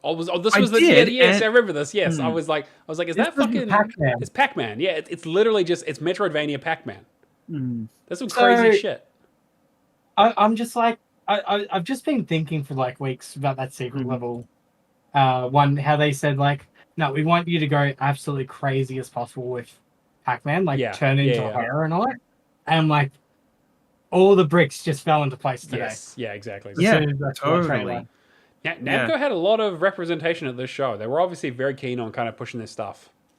I think that's it. Yeah, I think it's pretty. Oh, and then I guess obviously there was some fun stuff in the show itself. They had the Muppets there, heckling Jeff Keighley, which was very funny. I did you see the look on Hideo Kojima's face, like when they were talking about I don't think they wanted. Whether Kojima, he didn't like that at all. I don't think. He probably just he probably need it translated. He's done a podcast with him. It's fine. No, they are actually friends. It's just very funny. Yeah. Though. I mean, obviously, but the idea is like, did you know that Hideo Kojima is Jeff Keighley's friend? It's like, does Hideo Kojima know? So funny. And then the fact that they made fun of the fact that they got Elden Ring as the DLC, as nominated for Game of the Year, and and how Final Fantasy got nominated, and it was very funny. It was actually like completely kind of out of left field. And talking about how he sold out and stuff like that. I thought this show was a sellout. Yeah, I'm trying to get all the other good moments. Like Joseph Ferris on stage is always a blast. Always great.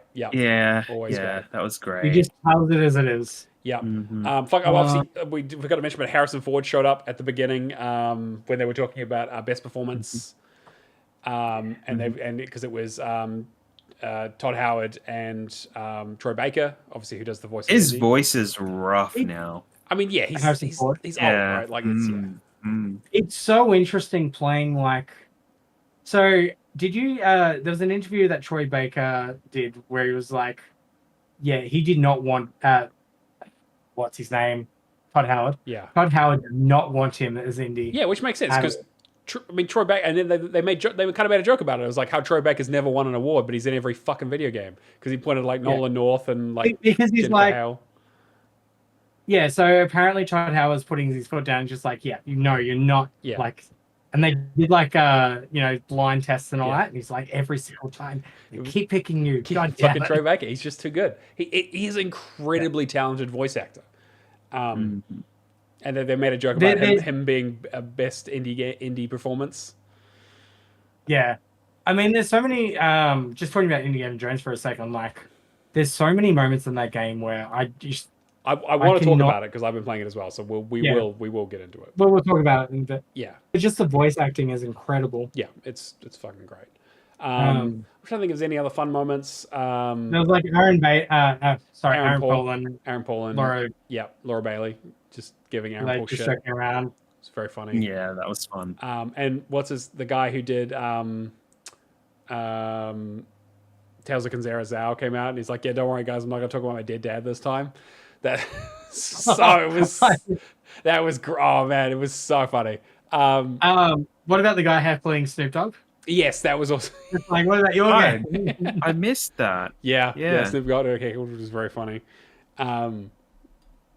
Or the performance. There's a lot of good moments this year. There wasn't like we've had controversy in the last few years, but I feel like most of the controversy this year was into the lead up to the Game Awards. Yeah, and not, yeah, exactly. I think that I think it was just all about the DLC stuff. Yeah, I think the show itself was near perfect. I mean, fucking they got Sam Lake to go up and do a little like noir thing where they did black and white and they just yes, that was the one I couldn't remember. Sam Lake's just like his like internal monologue, which is very funny, and there was like, I just want to see me dance, and then I'll save it for another time. Yeah, but then Sven came out and did the Game of the Year and did like an amazing speech about kind of like where the games industry is at, and like I think like overall the show did a really good job of kind of tackling the idea of like like the games industry is in kind of a bit of a rough spot right now. Like there are a lot of great games and a lot of amazing people, but there's also a lot of like hard times for a lot of people, and like games are hard to make at the moment. And I think they did a pretty good job balancing it. Yeah, they did. Yeah, I was overall like I think this is probably the best show they've ever done. I think overall, like they didn't have any like wrap it up moments. They didn't have like any playing the music too early on people. Like they just let people have their time and people were respectful, and I think it just went really, really well. Yeah. But yes, so that was the Game Awards 2024. We were decently on track with some of our picks. I think Game of the Year stuff maybe the Astrobot definitely threw us, I think, on a lot of categories, but I think with Metaphor and with Tekken and with Helldivers, I think we knew we were onto some winners there. Yeah. All right. Do you want to go into any other news? Is there anything else you want to touch on before? I'll quickly smash through it. Like, there's a lot of like quick, easy news. Sure. So I don't think we talked about it last week, but Xbox insiders can now stream select games that they own on console, which is a good feature. It's available in all 28 countries where Xbox cloud gaming is available, and the full list of survival titles. What we got? Like Mirage, Baldur's Gate 3, Cyberpunk 2077, Final Fantasy 14, Hogwarts Legacy, Witcher 3, Star Wars Outlaws, and Space Marine 2. Yeah, it's a lot of the biggest. So that stuff. would just be, I think there was like a list of 400. Yeah, I think there was 50 games for the cloud streaming piece. Yeah. Okay. Cool. So there was that. There was a surprise Cyberpunk 2077 update, which was I think 2.2. Yep. Where they added, what did they do? They did cosmetic, cyberware, tattoos, makeup options. I think they added Electro cards in. Yep. Oh, really? They had like a little Electro quest. Yeah. Oh, okay. 10 cars, 2 for the expansion, 8 for the main game. Nice. Mm-hmm. Changes to the photo mode with new camera options, aspect ratios, light sources. It was their final update again because they'd already said they weren't going to do another update. But a whole bunch of customization stuff. One of the fun customization things is that you can now have like a bullet-shaped skull on your forehead because obviously, spoilers for the very beginning of that game, you get shot in the fucking head and die. And so now you can actually just put that like bullet hole right in your fucking head and keep it there. There was a few changes to Quest and Open World, but yeah, there's a full list down. Yeah. And there's a lot of Easter egg stuff they added apparently. So Suicide Squad. There was the conversation this week that their current season will be the last with the offline mode coming this week as well. What was there was something about January. Season 4 will finish up with episode 8, which is scheduled to release in January 2025. And will serve as the last seasonal episode for Suicide Squad, Kill the Justice League. I think the new character is Deathstroke, right? Yes, he's the last one. Yeah. Because I'm hearing a lot of good things about Deathstroke being added, but I haven't really I picked it up when it was $8. Yeah, exactly. Like that's I haven't played it yet. Yeah, we all did, I think. So and the last thing I wanted to touch base on was Xbox is having its annual Indie Winter Game Fest demos with 35 new games to try. Some like just straight off the top here is like the Altars. I'm really keen on checking out. Mhm. Section 13. And I think that is available for, when is it? Starting December 10th and going for like a week or two? Till the end of the year, Sorry, 31st. December 31st, yeah. Yeah, yeah. We also thought that there was going to be a little bit more action with Call of Duty through the awards because a lot of stuff started to appear on the PC store as well. Yeah, there was a Yeah, big update there. They're apparently Mm. showing like 400 Yeah. games on PC now that you can pick up, which is interesting. Yeah. So there's like Call of Duty, the original, and the United Fronts expansion, Call of Duty 2, Modern Warfare original, so Call of Duty 4. But the original version, even though the remaster's on the store as well. Mhm. So which is a nice little... See, it's really good having every version of something that's available. It's like what I'm... like, you know, it's good to have like the Resident Evil games. You can play the old versions or the new versions in the places where you can play them. Yeah. And like for them to actually still put them there and list them on the store is really great. But Modern Warfare 2 and 3 both got achievement lists with that as well, when the originals didn't. So Interesting. very interesting, some of the changes. All right. Any more news updates, or we'll go to Game Pass? Let's go into Game Pass.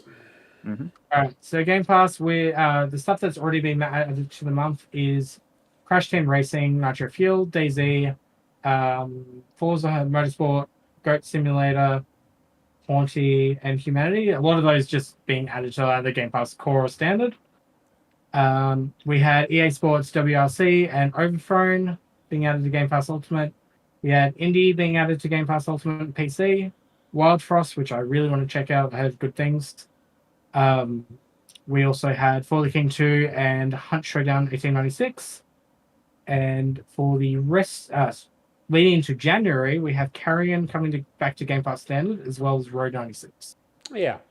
There's a big fucking gap, though, because it's like December 12th and then nothing till January 2nd, so which is a bit weird. Yeah. So I'm wondering if they maybe have some other announcements, but we'll see.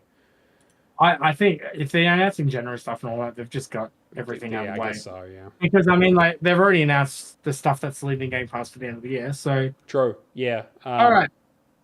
Let's buckle in. Forza Horizon 4 will be delisted on December 15th.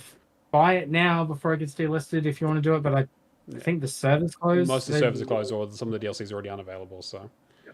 Rise of the Tomb Raider and Rise of the Tomb Raider's Windows will be leaving December 15th. The Quarry, Amnesia the Bunker, Rainbow Billy, The Curse of the Leviathan, Tin Hearts, and Forager. So all of them December 15th. Going to December 31st, we have Blaze Blue Cross Tag Special Edition, Close to the Sun, Humankind, Lego 2K Drive, Nick Pixel Free, and Party Animals. Party Animals did put out a post, I want to say, towards the start of the month, saying that they will have a 50% discount on for the rest of the month, just to thank Game Pass subscribers for supporting them. I don't know if the game's going to get more content. It probably will. They do put out updates for it still, right? So it's... You know, they're doing it pretty regularly, so... but yeah. All right. And then Patreon, patreon.com/HawlerGamers. If you want to help support the show, you can jump in and give us some cash, and we put that straight back into the show. So a huge thank you to Lee Howard, Mikhail KV, Natolinator, Mad Lefty, Admiral Awesome, Happy Moogles, Kung Fu Skills, Hack'n'Pone, Cavaliero7, Old Mate Clown, Mace J, Left for Legacy, and McNulty. We literally could not afford to do the show without you guys, so thank you very much. Every little bit helps. And any extra content that we do, our Game of the Year discussion will be part of that as well, or at least our preliminary discussion around like our debate will be Patreon exclusive. We will obviously put the results on the regular podcast once we are back from the holidays. All right, and we also have our bimestral burden. Every 2 months, we do a bit of an event. So for November and December, it's the Game of the Year Grab Bag, which is the race to finish as many 2024 games as possible, so that when you know what you're actually talking about when you get to putting your top 10s together and you can have a good fist fight. Yeah. I've been racing to finish things out because I am actually about to leave on holiday, and I'll have very little opportunity to actually play stuff. So I do not have a lot of runway left. So I might have to do a little bit of catch-up in January, but don't tell anybody. Yes, so you'll be playing Disney theme park. Yes, right? I will be paying. Spend all of my money at Galaxy's Edge because I want a fucking lightsaber. Apparently, but yes. So that's our theme. I also have a next month. Well, I should probably announce it because again, I'll just do it now. But our theme for January and February is going to be back in my day. So you need to basically be playing games, and again, this is not till January and February, so you got a bit of time. It's play games that came out before the achievement system existed. So whether that's a remaster or a remake or a collection or a port or whatever, I want you to play some old fucking games. I want you to pick up your Shadowmans. I want you to play your Legacy of Kains, all this kind of stuff. Whereas like, yeah, I'd love to play it, but it doesn't have achievements. Well, if it has, if they've, Of course, you made this just so you could play Legacy of I was Kain. going to play Legacy of Kain no matter what. I've already bought it. Yeah. I've already bought it and installed it, and I will probably try and stream some of it on my off time while I'm away. But yes, but no, this isn't about me. This is about Jake and everyone else complaining that they don't get enough time to play their retro games. So this is my answer to that. Play your old games as long as they have achievements and they were from before 2000 into 2005. Again, there's a little bit of leeway there if you played something that was on a handheld. Fine, I'll get around to playing Sword Quest. Yes, exactly. There you go. Sure. So yeah, basically games that have been brought forward that now have achievement lists that existed before the achievements. Exactly. Happened. Exactly. So, yeah. So I have like a whole boatload of Castlevania and Mega Man games. Perfect. Yeah, Come on, community, bend the rules as far as you can. Let's see how creative I'm we can be. going to put my fucking foot down on some bullshit. So if you want to check in with me, I'll be judge, jury, and executioner on all this bullshit, as I always am. I mean, Halo 1 and 2. Yes, Halo 1 and 2, that does count. That's true. So if you play the Master Chief Collection, that does count. But don't go adding 3. No, 3 was on the 360. No, you can't be playing 3. Achievements for 3 don't count. But yes, when did Age of Empires 3 come out? That's probably right on the edge actually. Age of Empires 2 obviously is good, but 3 but yes, that is our theme, but that is not till January. Wait, I didn't realize we need to get Age of Mythology done before you leave. That's not happening. You're gonna have to fucking wait on that. Yeah. All right. Well, speaking of playing games, what have you guys been up to? It's been a couple of weeks. There's a lot of shared content with this. So this is true. Yeah. So I'm going to take a step back. I'll let you guys talk because I'm a fucking chatterbox. So all right, let's talk about Outlaws. Okay, let's do that. Because Matt knows my disdain. Yeah. Okay. I'll catch you guys. I'm just going to grab a drink. I'll let. Okay. Do we want to talk about this together? Because I finished the game this morning.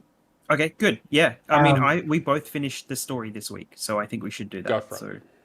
I would say, I don't want to give spoilers or anything for this. This is one of the best and worst games I've ever played. That sounds like a very Ubisoft thing. In terms of Ubisoft, right? Yeah. So, I guess starting off with the positives, this world is amazing. Like, I don't care much for Star Wars worlds and the storytelling and all that, but Star Wars to me, this is like what Starfield should have been in terms of having really well thought out, lived in environments. Yeah, that's pretty much how I put it the last time I was on the podcast. Lived in. Yeah. The scale of this game too, in terms of the environments, like just looking off to the distance and having, like, what's like the second mission that you do, breaking into the mansion. Yeah, like just going on that cliffside and all that. It's very much in the same way of Tomb Raider, like with the recent trilogy, like you looking over at environments and seeing nice vistas and skyboxes and drawings. Looks like new Tomb Raider plays like old Tomb Raider. Ouch. It's actually probably a very Well, the things that, I mean, you've already said the one I said, look, it's one of the best lived-in worlds. They've had so much respect for. It's obviously built by people that know and love Star Wars. And everything they put in this game is going to be missed by any casual fan or anyone that's avoiding it just because. But I think that everyone that likes Star Wars should play it and they will get surprises. Like, I'm not a big Star Wars fan either, but I respect the world. I've seen the movies. I respect the games more than anything else, especially the older games like the Jedi Knight and stuff like that I, grew up playing when I didn't really know a whole lot more about Star Wars, where I've got more experience with the game and stuff like that. So there's a lot of respect in the world. That's very Ubisoft the bone as well. I do think it's like one of the games too where I think we talk about Ubisoft games having so much fluff all the time, but I Mhm. feel like a lot of the content in this game, in terms of the contracts and all that, is actually engaging, and I think it's due to the syndicates, like Yep. actually, doing something that might positively affect the Pikes, but then Crimson Raiders are negatively affected, and like balancing that throughout, I think is a good way to hear like dealing with that extra content. So it Yeah. doesn't just feel Um, like you're ticking off a list, basically. yeah, like Yeah, I and think it's Ubisoft's best approach to it that they've done in recent history. the funny thing is that it definitively points out where it fits within the storyline between the movies. Mm. Like exactly where it fits. I don't think it's going to be really a spoiler, No, it's but fine. basically it's like I think it's just between like 1 and 2 essentially. Between Not that one had four, much of a 4 and 5, yeah. 4 and 5. Yeah, no, you're right. So like because New they Hope and Return of the Jedi. No, Is that- Empire Strikes Back. uh Sorry, between Oh, okay, yeah. oh yeah, between 5 and is it 5 and 6? Because it's it might be 5 and 6. gotcha. Okay. Yeah. Yeah, because I mean one didn't really have a lot. Yeah, it definitely is because one basically had no story, right? And they definitely had Sort of, yeah. it was basic, it was like bare bones. Star Wars could be this. Yeah, because and it was the then very first one they two, made. Yeah, and for then sure. 5 and 6. So it fits between 5 and 6, and it tells you that, it shows you that, and everything in the world is adjacent to that. Because it's funny because they can't interrupt the story of the movies Mhm. because they obviously worked out a particular way, but having all of the syndicate stuff adjacent, so it's all like the mechanics of what happens in the background while all that other stuff was going on. So, which you find. So, Trying to think what else. Yeah, so I think in terms of I'm trying to think if there's anything else that mm, like I thought the story was pretty well. Like I don't really care about Star Wars that much, mhm. but I thought in terms of like a great story, I thought this was pretty. Like it wasn't fantastic, but it was pretty good for what they were working with. Um, Other than that, the gameplay is the biggest letdown for me. Like in terms of, I set everything to easy and just blast through and just power fantasy Right. kind of Yeah. stuff. But the biggest thing that I want to work in this game is the traversal. Mhm. Like just especially being on the what's the space motorbike called? A speeder bike. Yep. Speed bike. All right, cool. The speed bike. The amount of times I feel like I was struggling with the controls. Mm. So when you hop on the speed bike, there's a thing in the bottom left-hand corner which is like, just your controls. So right trigger to accelerate, left trigger to brake, all that kind of stuff. But I don't know about you, Keo. I messed around with the settings so much. Right trigger would start off the acceleration, but if I hit into anything, I could not accelerate still. Right. I That would is weird. essentially have to reset the bike, hop Yeah. off, hop back on. Hmm. Right trigger was essentially my brake as well. So I was starting it with right trigger, moving forward a little bit. I figured out how to get it working at like near the end of the What game. kind of Frankenstein monster of fucking speeder bike control have you done, mate? That's crazy. Yeah, I- I don't know. I- It seems like, I mean, he might be onto something in terms of fixing the space combat. I mean, because I don't The think it's space, any the space better. combat was but, fine for me, for the most bit. It's like the space combat can be like a little bit disorientating, but I think it's just so many things on the screen in certain certain fights that I was doing. Yeah. That's when it's like really disorienting. But in terms of the space flight controls, they're pretty fun. It was just traversing planets on the speed bike that was the biggest issue because it was right trigger to accelerate, and then I was holding up on the thumbstick thinking that was that was the control with it. But then I figured out let go of right stick, hold left trigger, that would accelerate me forward, and then I would have to press in right trigger to brake, and then I that don't would slow know. me down. You've changed it to Southpaw. 100%. I've looked in the settings and all that. I cannot make sense of it. Oh my god. Yeah. I'd have to have a look at what my settings are and compare them to yours, I think. I really, really do. Because I'm pretty sure I just held right trigger and it was fine. and I didn't really change anything except for maybe the vertical. I did hear camera. that the speeder bike stuff was kind of really ungainly, just in terms of controlling it, Yeah. just not kind of a lot of fun to use. Well, as soon as I finished the story today, I did a few missions, and then I upgraded the speeder bike a bit further, and it was a lot better. So I'm wondering if it's one of those things that just you have to progress to a certain part and then upgrade a certain part. Right. It'll actually be manageable. These are the last hour that I played this morning was a lot better than what I initially felt like. Yeah. Well, maybe I got on that straight away then. I'm trying to think what else.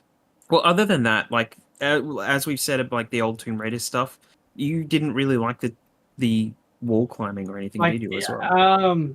So the traversal for environments and all that, in terms of going down ropes and all that, I think is fine. Yeah. Okay. But I was finding a lot of stuff would just mantle on, like environments were like a little bit wonky earlier on in the game, but then it's kind of started. That when you get to the point of no return, everything was perfect. Okay. Right. Yeah. So it might just be big open environments as compared to something that's been very well designed. It's a really good game though that I think just needs a few more updates, and I'd be like, yeah, this is definitely where people should jump on. Okay. It really needs to be tailored though. If they're going to fix stuff, it needs to be very specific, and I don't know if they'll get those very specific. I don't know. I mean, they have, they got that new creative director. They do apparently have a bit of a long-term plan for it after the next. Like they've got another DLC to come out for it, which apparently is a bit of a bigger one. So I'll be curious to see. Wildcard is very small. Yeah. So... Have you done Wildcard yet, or? I've started it. I ended up with a glitch where I ended up on the same planet as the Wildcard missions, and it was telling me the dialogue of the Wildcard mission, but I was clearly on track for the main mission. So I ended up doing the main mission and not the wildcard one instead. So because I couldn't find it, because it wouldn't show me where it was, because it was showing me the main mission, but it was talking about the other one. So I'm like, because I was trying to do it. So I mean, I'm starting to try and cross off like all the extra stuff, but there's a lot. Like going through all the contracts and all that kind of stuff. So I don't know if this is going to be one of those things that like I've done a bit of side content going along, but I've very much got to the point halfway in the story. I'm just going to beeline and get all this done now. That's where I got to. I'm just like, I'm not going to do any side stuff. I'm just going to, it's basically, I don't know, story games are basically becoming my lie in bed and try to fall asleep to thing, where it's just like, go to bed, mainline the story and whatever I'm playing at the moment. And then Star Wars became that. I wasn't playing anything. I wasn't playing it outside of going to bed time. So I was lying there for an hour or something doing, Star Wars story. So the other thing I think I've realized with it too is like when I was going to that point about halfway that I got through, I don't think there was like anything that was really progressing you, like in terms of your blaster, in terms of your speed bike. There was nothing that we're getting that was really felt like it was helping. But then you get to that later part in the story where you can, you get your upgrade to your speed bike, where you can go over water, you can do jumps and all that kind of stuff, and then stuff opens up a lot better for you. Yeah, but it doesn't. It's not affecting the story or the gameplay. Like in terms of you've got the bare bones of what you need to do to finish the story. You won't have anything else outside of what you need to do. But everything else, like you're getting better rewarded doing the main story stuff than doing a side contract that is going to potentially. Like I feel like it's one of those hard things for achievement hunters because 99% of people are just going to play it for the story and then they're going to jump off and not worry about the extra content, right? It's going to be one of those things though. I wish it was like a little bit more leveled evenly. Sure. Like there's no traditional leveling in this game, but I would want to do a main quest or a side quest and still get the same progression. Yeah, I was worried a little bit. Being upgraded. I was worried a little bit there in terms of like upgrading the speeder and stuff, because it didn't seem like there was any way to get parts outside of finding them and not knowing where to find them. Yeah. If you do go into the map though, and you're looking for something specific, you can pinpoint it, and it will tell you, I think, where to get some of that stuff. Like you quest. Got markers on the map itself too. Yeah, which was really yeah. nice. So the map is really really useful for pointing out things that you want to get guided towards. I think, which is really helpful. So I'm trying to think if there's anything else I want to point out with it.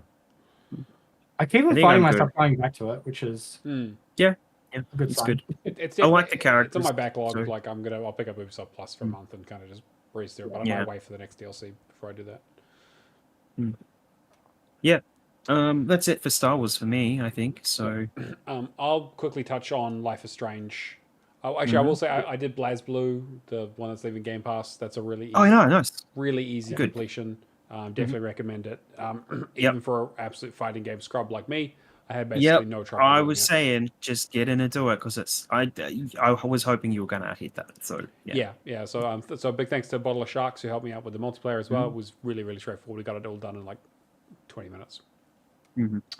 But yeah, so I also finished up Life is Strange, both playthroughs, got all the achievements. I talked about this a couple of weeks ago and how I was only like about halfway through it and I wasn't quite sure. I saw there was a couple of reveals that looked interesting. They flubbed the landing. They always, every fucking time they do with these games, right? It's like it's all about how you end the story, how you wrap it up, and it just wraps up terribly. It has a real non-ending that's like, oh, I guess we'll see. Like very much like look, this isn't a spoiler. It literally ends with a big screen that says Max Caulfield will return, like it's the fucking Avengers or something, like Iron Man or some shit. Like this is very much setting up for like like Life is Strange cinematic universe thing where Max Caulfield goes and does a bunch of stuff that has different adventures, I guess, or something. That is interesting because like on the announcement of the game, everyone was like, "Oh yeah, Max is coming back," and you just kind of go like, "Why? Yeah, why is Max coming?" It's a good question. But can I say, if we're gonna make this kind of announcement, right? Yeah. Like Max Caulfield will return. Yeah. Then if you're posting something on Twitter saying that you're laying off an unspecified amount of staff, as well, that should be the end of the game. You put a question mark. That should I guess. be the title. Max Caulfield would return. Yeah, obviously, Deck Nine are doing a bunch of layoffs at the moment, which is very unfortunate. Which sucks. So I don't get it. Why it. I was trying to figure out why I didn't like, again, because I'm a big fan of I'm a big fan of the original game for the most part. I didn't like 2, and I really enjoyed True Colors, but I did not really enjoy this game. And I was trying to figure out why, because Before the Storm I like bits of. I feel like it's a bit unnecessary. I don't really feel like it adds a lot, but it's fine.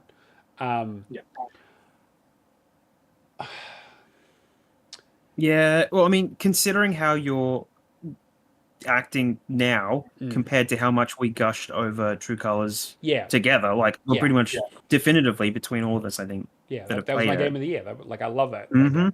Yeah. This is this game isn't bad, but I just feel like it's a real letdown in a lot of different ways.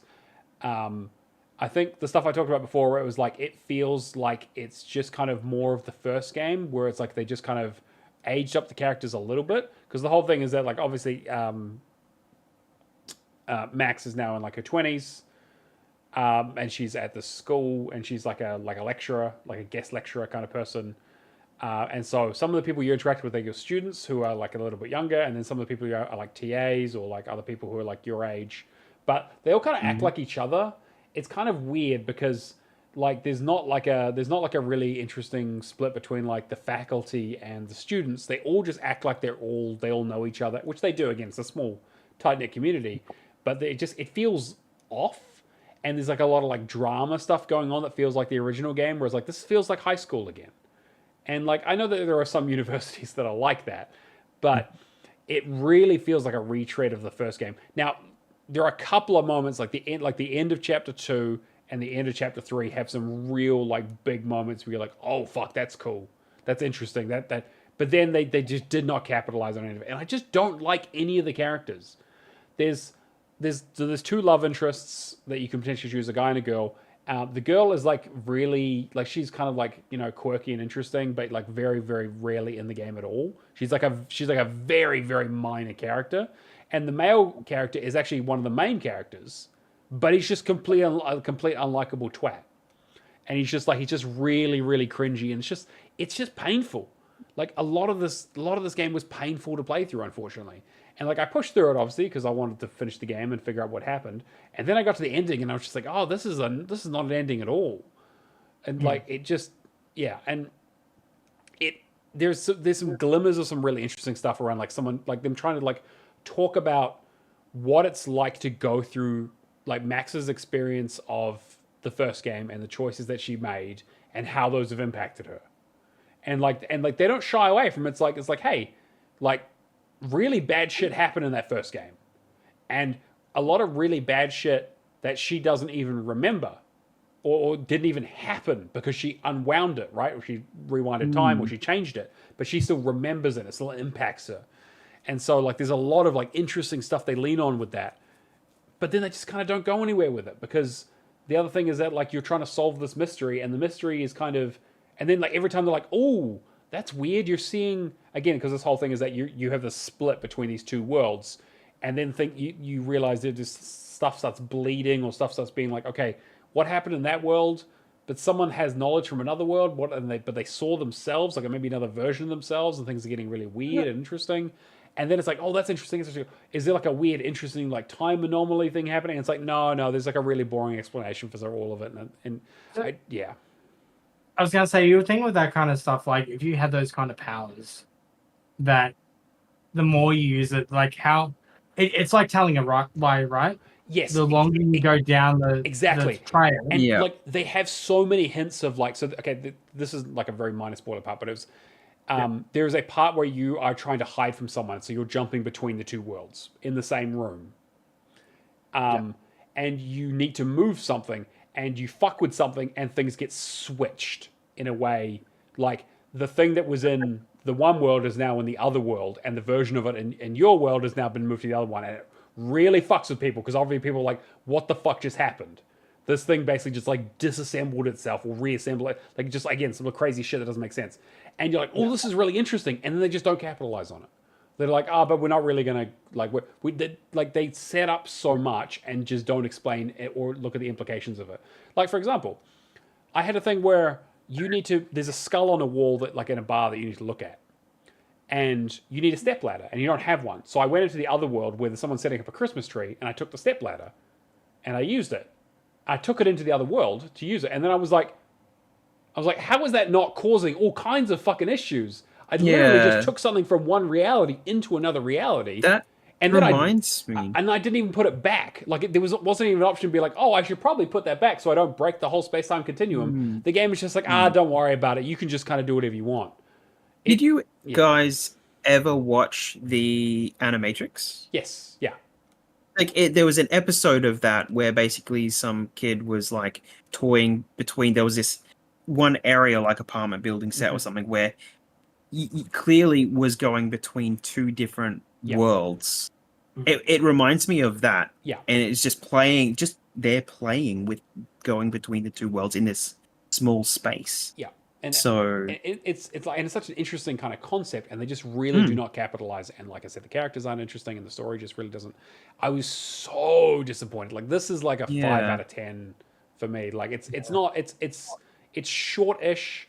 You have to play through it twice. There's a lot of collectibles. The story decisions don't really matter at all. The characters are just unlikable and just kind of not interesting and like not well developed. And the thing is that because you're splitting between the two realities, you get two versions of every character. So any kind of development in one world tends to just get reset. So you have to redo it with the same character.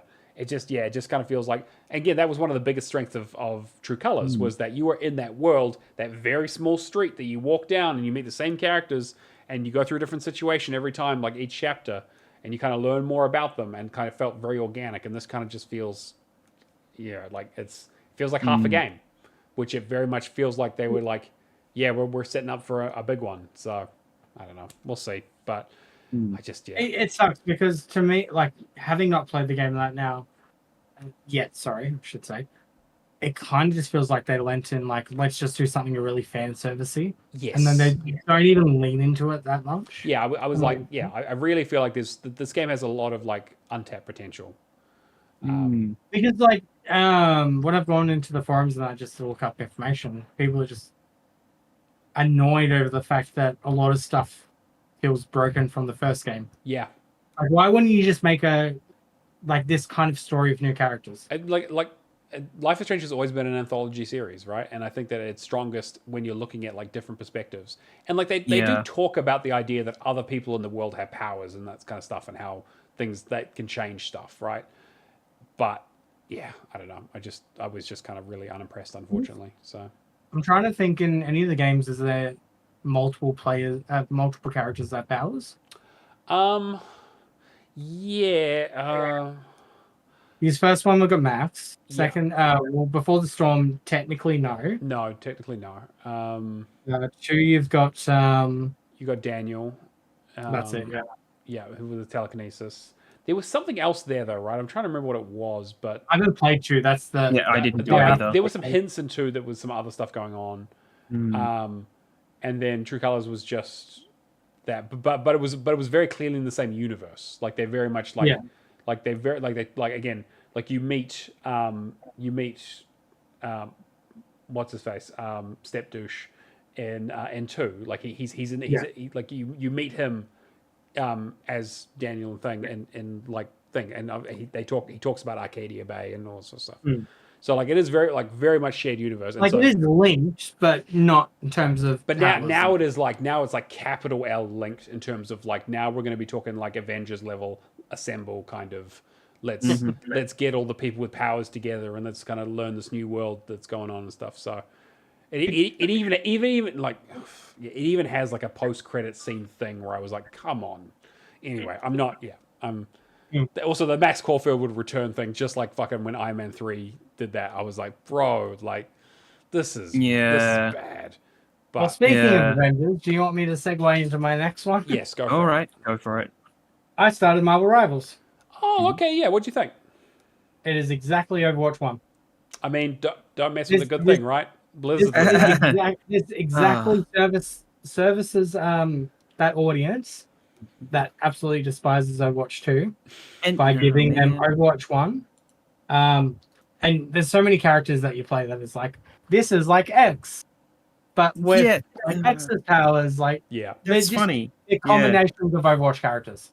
Because there's an article where they basically the guys that made Marvel Rivals say, the PlayStation game failed because Concord failed because it was missing something unique to the So, but basically, this is I saw that article before, and I'm just like, this game, like Marvel Rivals is going to do exceptionally well. It's already doing super well, so that doesn't. They did what, 10 million in 3 days, something like that. The gameplay is fantastic, but it is 100% just Overwatch 1. But the amount of like Jeff the Shark, like the memes I'm seeing, the skins are great. Like they know what they're doing. They know this market still exists out there. And that's good. Activision isn't capitalizing on it. And the thing is that like I think that Blizzard obviously hit on something perfect with their character creation thing that they did, like their world building. But like you want to try and compete with Marvel in terms of like character building and skins you can sell and like that, like oh boy, that is a big fucking well that they can dig into. You got the new players that know the IP. They Marvel's so big, they're going to jump on for that. And then you've got the Overwatch players that go, all right, I'm going to play as Bruce Banner. Sure. And Bruce Banner's ultimate is turning into Hulk. Right. And Hulk is essentially Reinhardt. Yeah, got it. Yeah, okay. And they do the combo moves off each other as well, don't they?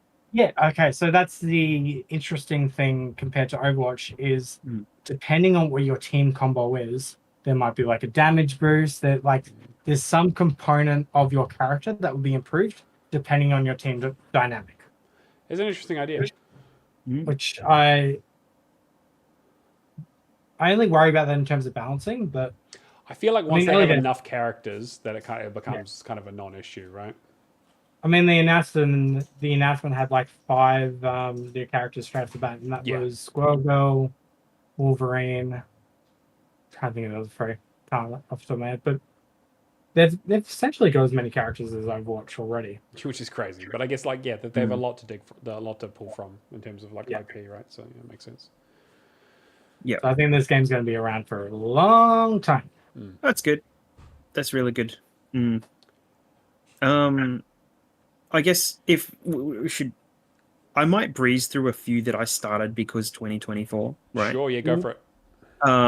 There's a couple that I will talk mainly about, but games I started this week, Kunitsugami, just did the intro. Yep. Not much to say there yet, but feels really solid. Like, and I love like the move set you get to use. The combos are pretty. Yeah, good, I'll just say I finished Kunitsugami like. Oh yeah. Yesterday. Oh, do you want to say more about that then? Not really. I feel like I kind of Really? again. There's not really much more new to say. I really enjoyed that game. I think it's great. I feel like everything outside of the game is not great, which is kind of a problem. Well, I don't know. Like there's like the whole building aspect, which isn't great, and then you also have the like boss fights are not great, but the actual like mechanics themselves are good. Like I think it's a really solid like maybe like an 8.59 out of 10 game. That just is just really. I didn't really feel like I needed to play through it twice, but I did because you have to do it for the achievements. But overall, I think it's a great game. I know Cameron also really enjoyed it. My first thoughts on the game, just watching from the trailer, I'm like, oh, this is Mount Condor from Final Fantasy VII. Yes, yeah, very much so. Yeah, actually, it's a great shout. so yeah, it does seem like it followed that pretty much to a T. So, but that's good with a little bit of combat in there, which I was enjoying the combat. So, I started Space Marine 2. I did a couple of levels of that. It is a good-looking game, and it's a gory game, and it's fun. There's like 50. You have to get an achievement for like doing 50 different finishing moves, which is tearing all of the different enemies into pieces, and it seems like it rolls through them. You're always seeing a new unique one. It's really, really good. It is basically a corridor shooter. A to B through the levels, do like a switch, pull a lever. It's much, much better in co-op. Sure. I was playing with Nick in co-op, and it was so much better than just kind of rolling around by yourself. Bit of fun. But pretty straightforward. I only played the single player a little bit, didn't try any other modes or anything. I started the first Descendant as well. Because Zenimus, so Zach, he pointed out that they have a winter event on. And the winter event gives you, based on 14 days worth of your own personal logins, you can unlock the ultimate version of Bunny and a whole bunch of upgrades along the way. That'll be a good start for a new player. So it's a good time to start if you want to just dig in a little bit and just get some resources to start the game on. And you can do that, just log in, do the intro, log in and stuff like that. But I really like the way the game feels. It's one of those third-person shooters where you don't feel like you have to look down the scope to actually shoot. Right. You can very easily just aim like from the hip and just kill everything. And it feels really nice. So... You played this, Cameron, yeah?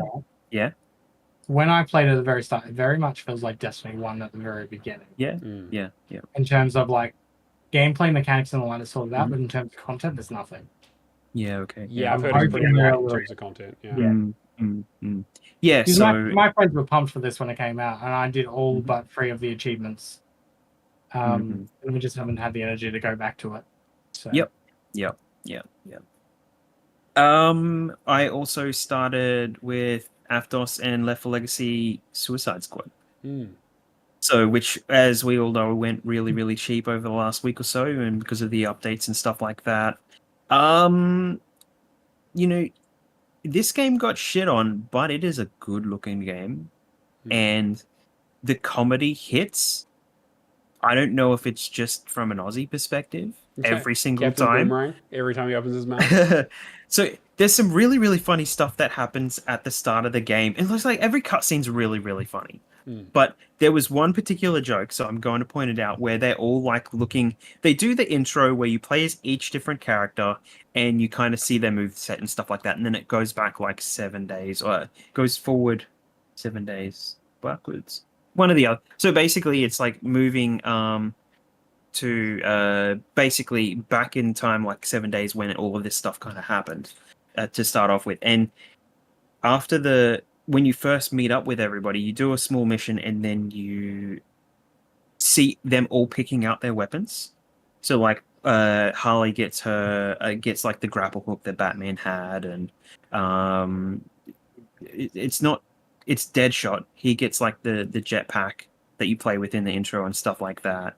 But I don't know the shark's name, but the shark guy. Mhm. Everybody knows the shark guy just from the trailers. What is his name? Baby Shark. Jeff the No, Shark. he's not baby. It's definitely not Baby Shark.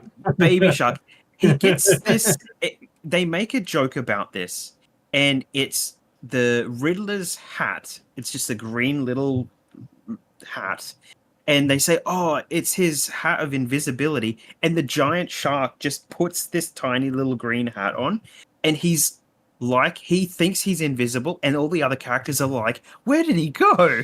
And it's just like, it was played out so really, really well. But the funny thing is that we were playing a mission or so later in, and they played the joke again. Mhm. But directly after that, 2 of 3 of us, the character model for the shark completely disappeared. So, as a fault in the game, That's there was a fucking flaw hilarious. that made the whole character model. We took videos and recordings of it all. And Legacy, he could clearly see what was going on, and there was some really good cutscenes going on with this shark. And the whole rest of the session we played, the shark was invisible.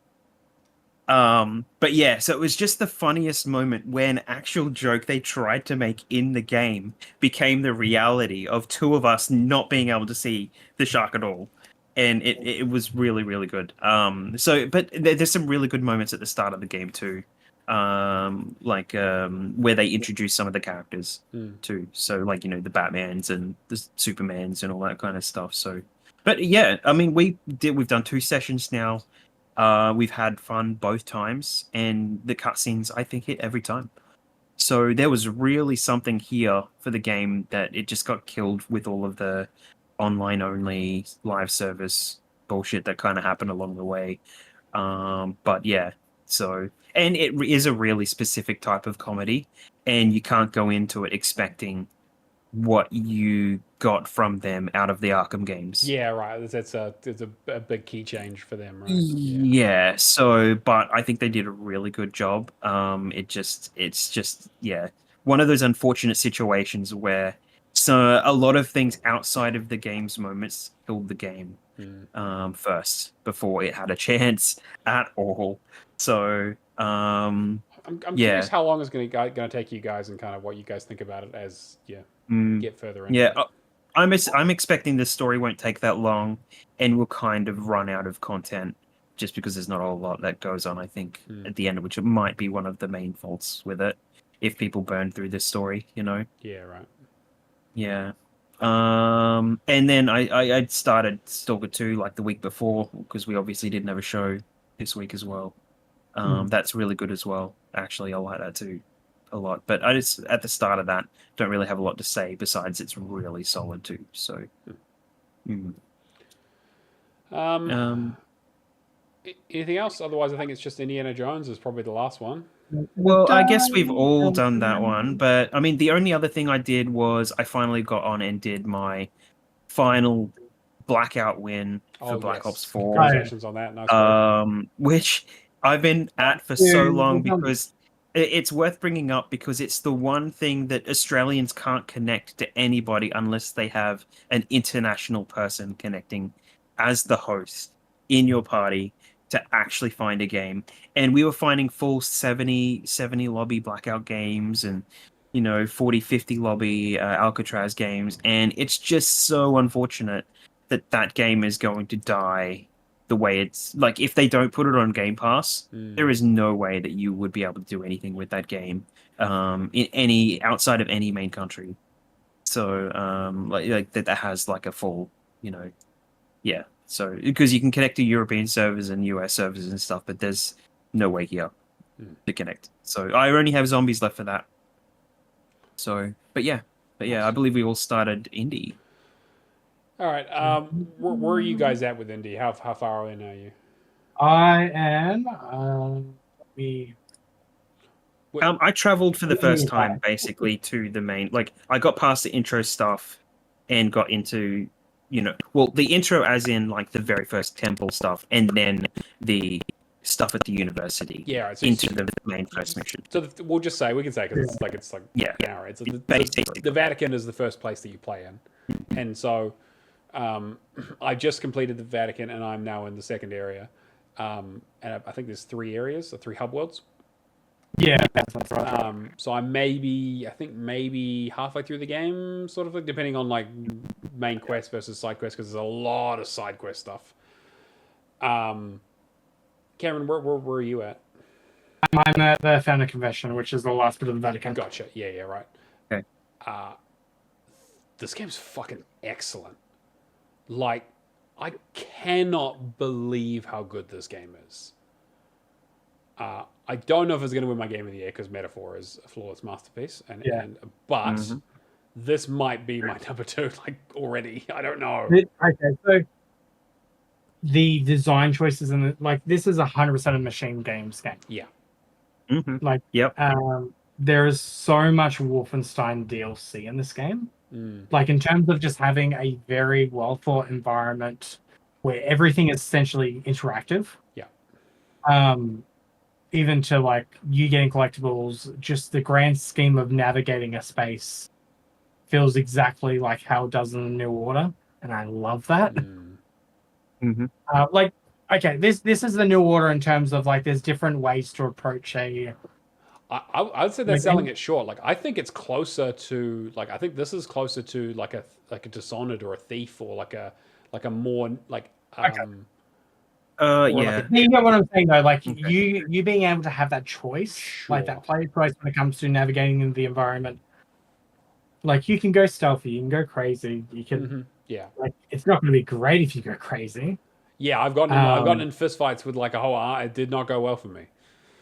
But I'm immensely enjoying it. The only is there any I do need to use a guide for this kind of game because of the level of collectibles. I do not want to. You don't necessarily need to. There are items you can get later in some areas that will reveal the remaining collectibles that you have left. Okay, cool. So good. Again, you might still it might still be useful because it shows you them on the map, and that's if you're worried about that along the way, I was talking to you guys another time about it. Is that there are some really good accessibility options in this game. Yeah, I've got them on, and one of them was to completely shade the items, including NPCs, completely in like a color, which is when I turned all of that on at the start, all the characters were blue, and I'm just like, no, I can't deal with that. So I turned it off specifically. But the items in the environment, and the very first part of the game, you see like a tent, and everything else is built into the environment. But the one thing that you can pick up, which is like a frying pan, is at the back of the tent area. And it's clearly highlighted that you can pick it up and it's a melee weapon, even though you're not doing any melee stuff at the time. You can just pick it up. And it is like you wouldn't see half the stuff that you can interact with in the environment without some of those things on. Yeah, so definitely, and because they fit in so well. There's a lot of again. It definitely does suffer from that. What's interactive with what's just set dressing, and it's not always clear. I want to mention when you're doing the Vatican, what is it? The airship going over. Yes. Like, in terms of scale and all that, like, that's incredible. And also, like, tonally, it's fucking perfect. Like, all of the stuff. I understand it has the vibes of the movies. And like the dialogue, the way it's shot, like the way it like it's so Indiana Jones. I mean, fuck, the very beginning of it is literally like a shot for shot opening of Raiders. And I was I know that movie so well. I was mouthing along the lines as he said them. Like, it was perfect.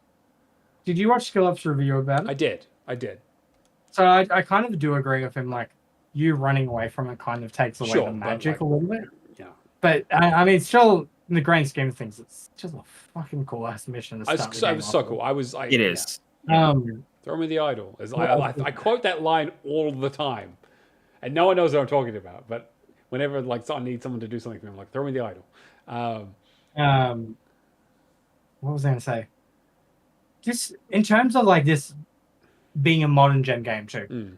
beautiful. Yep, looks great. Like Plays well. cinematic through and through. Like the amount of like just you walking forward, pausing, and then it's away. Like your checkpointing in this game is perfect. Hmm. I'm trying to think what else. Like I have had some like crashes and a couple of technical issues here and there. Like there's some like stuff is like floating in there. Like there are a couple of there's a little bit of Bethesda jank in there in a way that it's like kind of takes away from it a little bit. It's not like game breaking or anything, but I definitely have had a few crashes. I'm hoping that they kind of maybe patch it just a little bit, but again, and I'm still again I'm only in the second area, so I know there's a lot more. There's still a huge amount of story, and they're really just kind of getting into it now. The Vatican is very much like feels like a tutorial zone in terms of just like teaching you mechanics and like understanding how you get around and yeah. But I definitely want to talk more about it. I'm probably going to play it like I'll try and play it maybe when I get back or while I'm away, maybe a little bit. We'll see. But yeah, we've been running a little long, so we'll probably cut the discussion there for now. But I definitely want us all to play and come back and talk about it in the new year because I think this is good. I'm doing it as a slow burn. I've been going through as much of Outlaws as I can, then doing about a mission a day of this. Yeah, that's a great idea. Yeah. Well, now that I'm done with the Outlaw story, my focus will be kick out the Warhammer story and the indie story before anything else. So, and then go to Stalker 2 because I reckon that's going to be worth it. So, but I'll say this is a massive win for Xbox. Huge. Yeah. Yes. Yeah. It's going to be the best PlayStation port ever. So. Yeah, you're probably right, actually. All right. So we've also got our leaderboards. So in third place, we have Mephisto for the win with 6,940. We have Mikhail KV with 8,925. And in first place, we have Thrash Forever with 14,060. So some big points this week. Good work, guys. Yes. Completions, we're looking a little bit quiet. I guess people are kind of, consolidating their lists and getting ready for the end of the year. But I know that, sorry, I'll just pull it up here.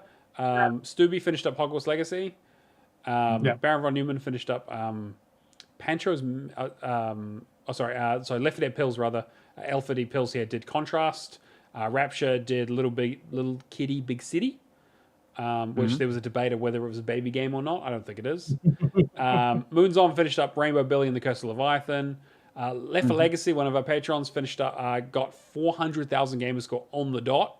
So good job. He also finished up McPixel 3, which is a hilarious game. And then rounding it up, Jake finally finished Final Fantasy 5.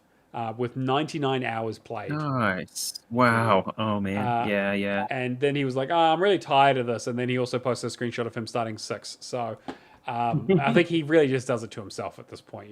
He's got no one else to blame. And that's pretty much going to bring us to the end of the show. I know people have been posting the word challenge. I did say the word challenge is done. I might do one more in the new year, maybe, because this last one got guessed very easily. But I might do one more. We'll see, because Legacy has always been very good about donating the winnings back into the show. So we might have enough for one more prize. We'll see how it goes. But you guys are going to have to wait till after Christmas, because I am away. You heard it here first. He's rigging it for Legacy. Yes, yeah. We're already Legacy. Fucking Legacy getting Jade Empire when I gave him one clue. That motherfucker needs to stop. But that's going to bring us into the show. People need to start guessing. That's yeah, exists. Yeah, exactly. I'm just going to ban him. Cameron, what do you got going on? Anything you want to promote? I'm in my handyman era. Leave me alone. Yeah. I'm just doing projects around the house. Fair enough. Thanks. Kia, what about you? You doing any streaming? Well, funny enough, I haven't started streaming yet, but I moved everything back to my other computer because everything seems to be a little bit more consistent. So the more recent computer I got, I'll keep strictly for like playing newer games, but won't stream on it. So I'm kind of rebuilding a lot of that stuff. I've been through my cord reassembling this week phase, you could say, and kind of getting all of that back in order and shifted back over. So now I have to fix the stuff on the computer, like as you can see, if you can see the video feed, I'm using my green screen because I don't have it connected to anything else yet. And then I'll hopefully get back into the Resident Evil streaming. But I got qualified in my I was doing a 3-month course in Certificate 3 in individual support, which was basically, I can legally wipe old people's bums now, so legally, that's, but he was doing it illegally before. legally. But now I was doing it now illegally they before, can't, but they now, can't arrest him. now He's got now the- that I have a little bit of a.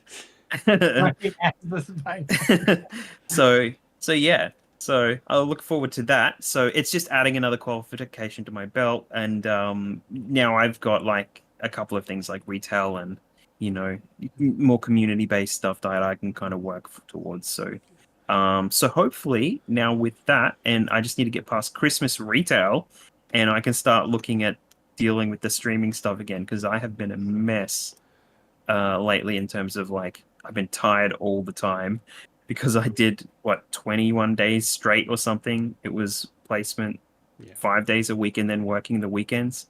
So I like when I say I have no time, I had like zero time.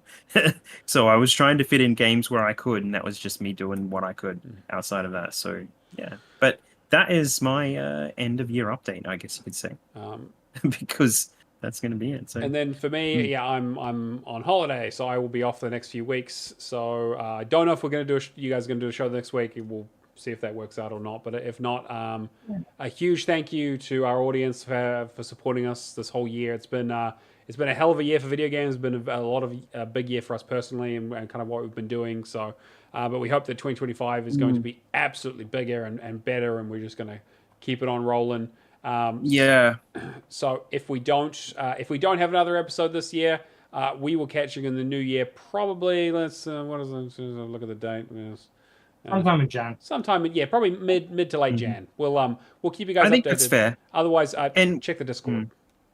Yeah, I think getting our game of the year discussions leading into we could tie everything up very easily by bleeding a couple of weeks into January. So but that's been episode 151 and potentially 2024.